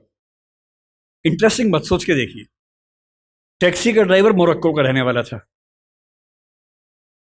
उसको जैसे ही पता लगा मैं भारत से हूं, उसने मुझसे यही सवाल पूछा। उसने कहा कि यू आर फ्रॉम इंडिया? मैंने कहा yes. We are listing to a debate India और Bharat, what do you think? मैं बड़ा चकित कि ये मोरक्को का आदमी हॉलैंड में रहता है, इसके मन में ये सवाल आ रहा है। तो मैंने कहा कि ये तो राजनीतिक कारणों से हुआ है, लेकिन बात अपने आप में सही है। मैंने कहा जैसे बॉम्बे मुंबई हुआ, मुझे खुशी हुई, क्योंकि मुंबई की आबादी के लिए मुंबई में जो मज़ा है वो बॉम्बे में नहीं है। बॉम्बे तो अंग्रेज़ों ने नाम दिया था। कोलकाता को कैलकाटा अंग्रेज़ों ने किया, तो बंगाल के लोगों ने कोलकाता कर दिया उसको। दिल्ली को दिल्ली के लोगों ने दिल्ली कर दिया, दिल्ली ही बना के रखा हुआ है, DILLI, ये होना चाहिए। कहे कि दिल्ली भाई, हम क्यों दिल्ली बोलेंगे दिल्ली को? ये सारे तर्क अगर सही हैं, अगर बर्मा का नाम म्यांमार होना सही है क्योंकि उनकी जनता की आवाज तो म्यांमार में है, बर्मा में नहीं है। श्रीलंका और सीलोन की डिबेट में वो अपने आप को सीलोन ना मानना चाहे, श्रीलंका मानना चाहें, क्योंकि उनकी भाषा श्रीलंका बोलती है। तो मेरे मन में सवाल बड़ा साफ आता है कि भारत इंडिया क्यों होना चाहिए। मैं फिर स्पष्ट कर दूं, मैं सरकार के पक्ष में नहीं बोल रहा हूं, मुझे उनसे रत्ती भर मतलब नहीं, मैं एक विचार की बात कर रहा हूं। और मैं जब संविधान पढ़ाया करता था, अनुच्छेद 1 पढ़ाते हुए मैं हमेशा बोलता था कि मुझे चुभन होती है ये पढ़ते हुए कि इंडिया दैट इज भारत। दोनों ही लिखने थे तो भारत दैट इज इंडिया कर देते। अगर दोनों ही लिखने थे, ठीक है, दोनों रखें, क्या दिक्कत है। इंटरेस्टिंग बात इसके बाद है, मोरक्को के उस ड्राइवर ने उसके बाद पता है क्या कहा, हिंदी में अगर बताऊं, बोले अच्छा अच्छा ये मामला है, अब समझ में आया। फिर बोले कि बड़ी इंटरेस्टिंग बात है, हमारा नाम मोरक्को पड़ गया फ्रेंच लोगों की वजह से। मोरक्को के लोग मोरक्को को मगरिब बोलते हैं। और जब मैं सऊदी अरबिया गया, सऊदी अरब के लोगों ने मुझसे पूछा कहां से आए हो, मैंने कहा मोरक्को। उन्होंने इस भाव से देखा कि मैं पागल हूं, बोले नहीं, मगरिब से आए हो। अगर मगरिब की आबादी खुद को मगरिब कह के खुश है, तो उसे फ्रेंच लोगों की वजह से मोरक्को क्यों कहा जाए। इंडिया शब्द वेस्ट ने दिया और बुरे भाव से दिया। उनकी नज़र में इंडियन होने का मतलब है बहुत पिछड़ा हुआ होना, रेड इंडियंस, वेस्ट इंडियंस। तो आज ये क्यों हुआ, मैं समझता हूं कि राजनीतिक निहितार्थ है और उस राजनीति में मेरी रुचि ज़रा सी भी नहीं है। लेकिन ये आज हो या कभी भी हो, मैं इस पक्ष में हूं कि देश का नाम देश की भाषा में होना चाहिए और देश की भाषा भारत के पक्ष में है।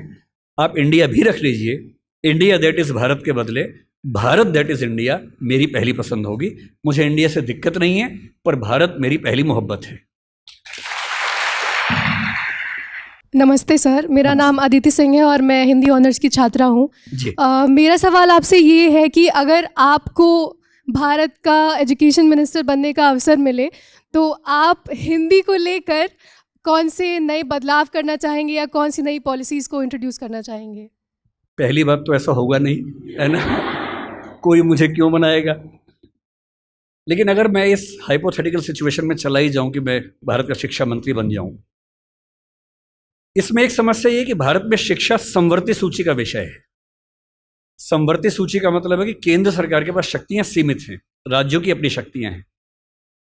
तो सबसे पहली बात, मैं राज्यों पर थोपूंगा कुछ भी नहीं, मैं सारे राज्यों के शिक्षा मंत्रियों के साथ संवाद करूंगा। मैं उन सबको प्रेरित करूंगा, समझाऊंगा। मैं उनसे कहूंगा कि तमिलनाडु में मेडिकल साइंस तमिल में होनी चाहिए, कर्नाटक में कन्नड़ में होनी चाहिए, हिंदी क्षेत्र में हिंदी में होनी चाहिए, हिंदी में नहीं इंग्लिश में होनी चाहिए, ऐसी कन्नड़ प्लस इंग्लिश में होनी चाहिए, तकनीकी शब्द अंग्रेजी में रहें। और वो शिक्षा सिर्फ मेडिकल साइंस क्यों, इंजीनियरिंग भी, लॉ में भी, जुडिशरी में भी। मैं ये भी चाहूँगा कि भारत के हर एग्ज़ाम में, केंद्र के हर एग्ज़ाम में अंग्रेजी और हिंदी का समान महत्व होना चाहिए और राज्य स्तरीय हर परीक्षा में उस राज्य की राजभाषाओं का सम्मान होना चाहिए। महाराष्ट्र PCS में मराठी की भूमिका अंग्रेजी से कई गुना ज़्यादा होनी ही चाहिए, क्योंकि वहाँ के SDM को, DSP को मराठी लोगों से बातचीत करनी है। और यदि किसी राज्य में 2-3 राजभाषाएं हैं तो वहाँ की परीक्षा में उन दोनों तीनों राजभाषाओं की परीक्षा होनी चाहिए, ताकि वो व्यक्ति सेवाओं में आए जो उन भाषाओं को बोल सकता है। कुछ ऐसे प्रयास। और तीसरी बात, अभी हमें शिक्षा पर बजट हम बहुत कंजूसी से खर्च करते हैं। हमारा ज़्यादा बजट सेना पे खर्च होता है और चीज़ों पे होता है। मजबूरी वो भी है, सेना को हम नहीं छोड़ सकते, क्योंकि सुरक्षित होंगे तो पढ़ेंगे, अगर युद्ध हो गया किताब फेंके तो मारेंगे नहीं, तो हमें ये हथियार चाहिए ही चाहिए, युद्ध तो करना ही पड़ सकता है। पर मैं चाहूँगा कि शिक्षा पर हमारा खर्च बढ़े। एक ऐसी, भाई हिंदी में समस्या क्या होती है, और ये हिंदी के साथ बाकी भारतीय भाषाओं में, आपको हर विषय में अच्छे अध्यापक ही नहीं मिलते हैं। अच्छे अध्यापक क्यों नहीं मिलते हैं? क्योंकि अच्छे कॉलेज ही नहीं है। अच्छे कॉलेज क्यों नहीं है? क्योंकि अच्छे शिक्षक पहले बने ही नहीं थे। अच्छे शिक्षक क्यों नहीं बने थे? क्योंकि उनको पता था कि नौकरी मिलेगी नहीं। अगर नौकरी इंग्लिश में ही मिलेगी तो लोग इंग्लिश मीडियम में ही पढ़ेंगे। इस बच्ची ने अभी भी कहा कि मैं अंग्रेजी माध्यम में, मुझे हिंदी ज़्यादा समझ में आती है। पर ये अंग्रेजी माध्यम में क्यों है? क्योंकि नौकरी का संकट है, एक मजबूरी है कि नौकरी इंग्लिश में मिलेगी। अगर भारत सरकार ठान ले और राज्यों की सरकारें ठान लें, अपनी अपनी भाषाओं में पढ़ाई लिखाई की संस्कृति को ठीक से विकसित करें। रामविलास शर्मा जी ने कहा था कि हर जिले में एक विश्वविद्यालय होना चाहिए अपनी भाषा में। आंध्र प्रदेश के हर जिले में एक तेलुगु विश्वविद्यालय हो, जो उस जिले की विशेषताओं को केंद्र में रखकर ज्ञान विज्ञान कौशल का विकास करता हो। ये हिंदी पट्टी में होना चाहिए, हर जिले में विश्वविद्यालय हो, छोटा ही हो, एक विश्वविद्यालय हो। उस जिले में खेती कैसे अच्छी हो सकती है, उस जिले में उद्योग कैसे पनपेगा, स्टार्टअप कैसे होगा, उस पर रिसर्च वहाँ पर हो, वहाँ की भाषा में हो, वहाँ के किसान को समझ में आती हो। और देखिए, अनुवाद की दुनिया बड़ी समृद्ध हो चुकी है। आज से 4 साल पहले गूगल ट्रांसलेट करने पे हंसी आती थी। आज क्रिएटिव ट्रांसलेशन छोड़ दीजिए, तथ्यों का अनुवाद मैं तो अक्सर लगभग रोज इस्तेमाल करता हूं।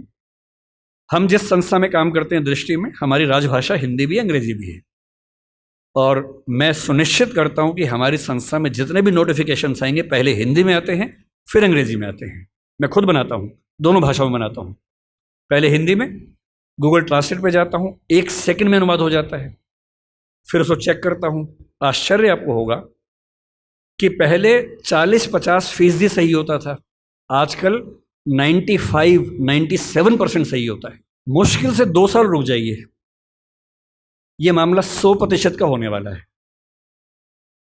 जिस दिन 100% का हो गया, उस दिन हिंदी वालों का ये बहाना खत्म हो जाएगा कि हिंदी में कंटेंट नहीं है। आपको अंग्रेजी का जो अखबार पढ़ना है, आज से 2 साल बाद पता क्या होगा? आप नेट पे जाएंगे, द हिंदू मान लीजिए पढ़ना है आपको, आप द हिंदू पे जाएंगे, नीचे क्या लिखा होगा, कौन सी भाषा में पढ़ेंगे, सारी भाषाओं के नाम होंगे, यहाँ तक कि स्पेनिश और फ्रेंच भी लिखा होगा। आप हिंदी क्लिक करेंगे, पूरा अखबार हिंदी में आएगा आपके सामने। फिर क्या बहाना बचता है? दुनिया की जो भी किताब पढ़नी है, एक टैबलेट आपके पास होगा या बुक रीडर होगा, दुनिया की जो किताब पढ़नी हो अपनी भाषा में आप पढ़ेंगे, और अनुवाद की समस्या रत्ती भर नहीं होगी।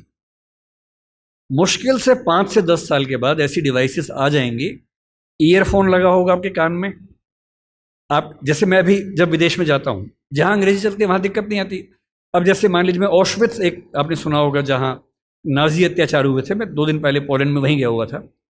वहाँ हर चीज़ पोलिश भाषा में लिखी हुई थी, कहीं कहीं अंग्रेजी थी। अब समझ में नहीं आ रहा कैसे पढ़ूँ। गूगल ट्रांसलेट पे जाके कैमरा ऑन करना है, लैंग्वेज में आपने कर दिया पॉलिश टू इंग्लिश, आप कैमरा जहाँ जहाँ ले जा रहे हैं पॉलिश इंग्लिश में कन्वर्ट होकर दिख रही है आपको, कोई समस्या ही नहीं है। वो सारी पॉलिश लिखी है, मैं सारा अंग्रेजी में पढ़ रहा हूँ, कहीं कहीं हिंदी में पढ़ रहा हूँ, सब कुछ हो चुका है। मुश्किल से 2-3 साल बाद क्या होगा, ऐसे हेडफोन्स और माइक आ जाएंगे। आप अपने कंप्यूटर से या फ़ोन से कनेक्टेड हैं, एक पॉलिश व्यक्ति या मान लीजिए डच व्यक्ति आपसे बात कर रहा है, नीदरलैंड्स का, उसको केवल डच आती है, मुझे केवल हिंदी आती है। मैंने अपने फ़ोन में डच से हिंदी सेट कर दिया, उसने अपने फ़ोन में हिंदी से डच सेट कर दिया। वो डच बोल रहा है, मेरे हेडफोन में जो माइक है वो उसको सुन रहा है, कंप्यूटर कनेक्टेड है, फ़ोन कनेक्टेड है, मेरा फ़ोन तुरंत उसको हिंदी में कन्वर्ट करके मुझे हिंदी में सुना रहा है। मैं हिंदी बोल रहा हूँ, उसे डच में सुन रहा है। और ये मैक्सिमम अगले 5 साल का मामला है। 5 साल बाद बेबीलोन की मीनार बन जाएगी। 5 साल बाद आप दुनिया की किसी भी भाषा के साहित्य को, साहित्य में थोड़ी दिक्कत आ सकती है, ज्ञान विज्ञान की बात कर लेते हैं, किसी भी भाषा के ज्ञान विज्ञान को आसानी से पढ़ सकेंगे। अगर मैं शिक्षा मंत्री बन गया, जो कि मैं नहीं बनूंगा, मैं जानता हूं, क्योंकि लोग क्लिप काट के चलाएंगे कि देखो बनना चाह रहा है ना। अगर ऐसा कभी हुआ तो मैं सुनिश्चित करूंगा भारत के हर विश्वविद्यालय में हर ज्ञान की चीज हर भाषा में उपलब्ध हो। और 20-25 साल लगेंगे। जिस दिन हिंदी, मराठी, तमिल बच्चों को समझ में आ गया कि उनकी भाषाओं में भविष्य है, वो अपनी भाषाओं में पढ़ के आग लगा देंगे।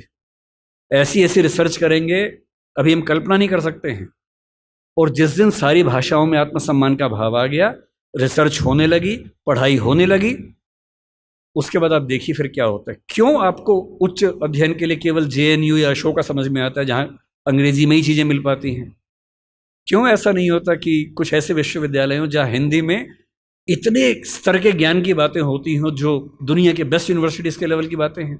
क्यों हार्वर्ड जैसा स्ट्रक्चर हिंदी में नहीं बन सकता, येल नहीं बन सकता? एकदम बन सकता है। लेकिन सरकार को 20-25 साल ताकत लगानी होगी, एक विज़न रखना होगा। और जो तकनीकें हमारे ज़माने में आ चुकी हैं, उन तकनीकों के होते हुए ये बिल्कुल मुश्किल काम नहीं है, एकदम आसान काम है। बस एक विज़न हो, दृढ़ इच्छा शक्ति हो, और 20-25 साल का समय, एक पीढ़ी गुजरने का समय। आप ऐसे चेंजेस 2 दिन में नहीं कर सकते, एक पीढ़ी लगती है, और हर पीढ़ी के साथ वो चेंजेस आपको नजर आते हैं। मैं ये करूँगा। बहुत बहुत शुक्रिया सर। अब मैं धन्यवाद ज्ञापन हेतु हमारे विभाग प्रभारी चंदा मैम को आमंत्रित करना चाहूँगी। आप सभी को हिंदी दिवस की हार्दिक शुभकामनाएं।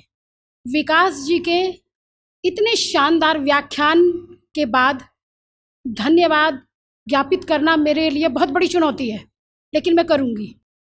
विकास जी, आपने इतनी लंबी यात्रा कराई है कि मुझे समझ नहीं आ रहा कि किस सूत्र को पकड़ूं और किसको छोड़ूं।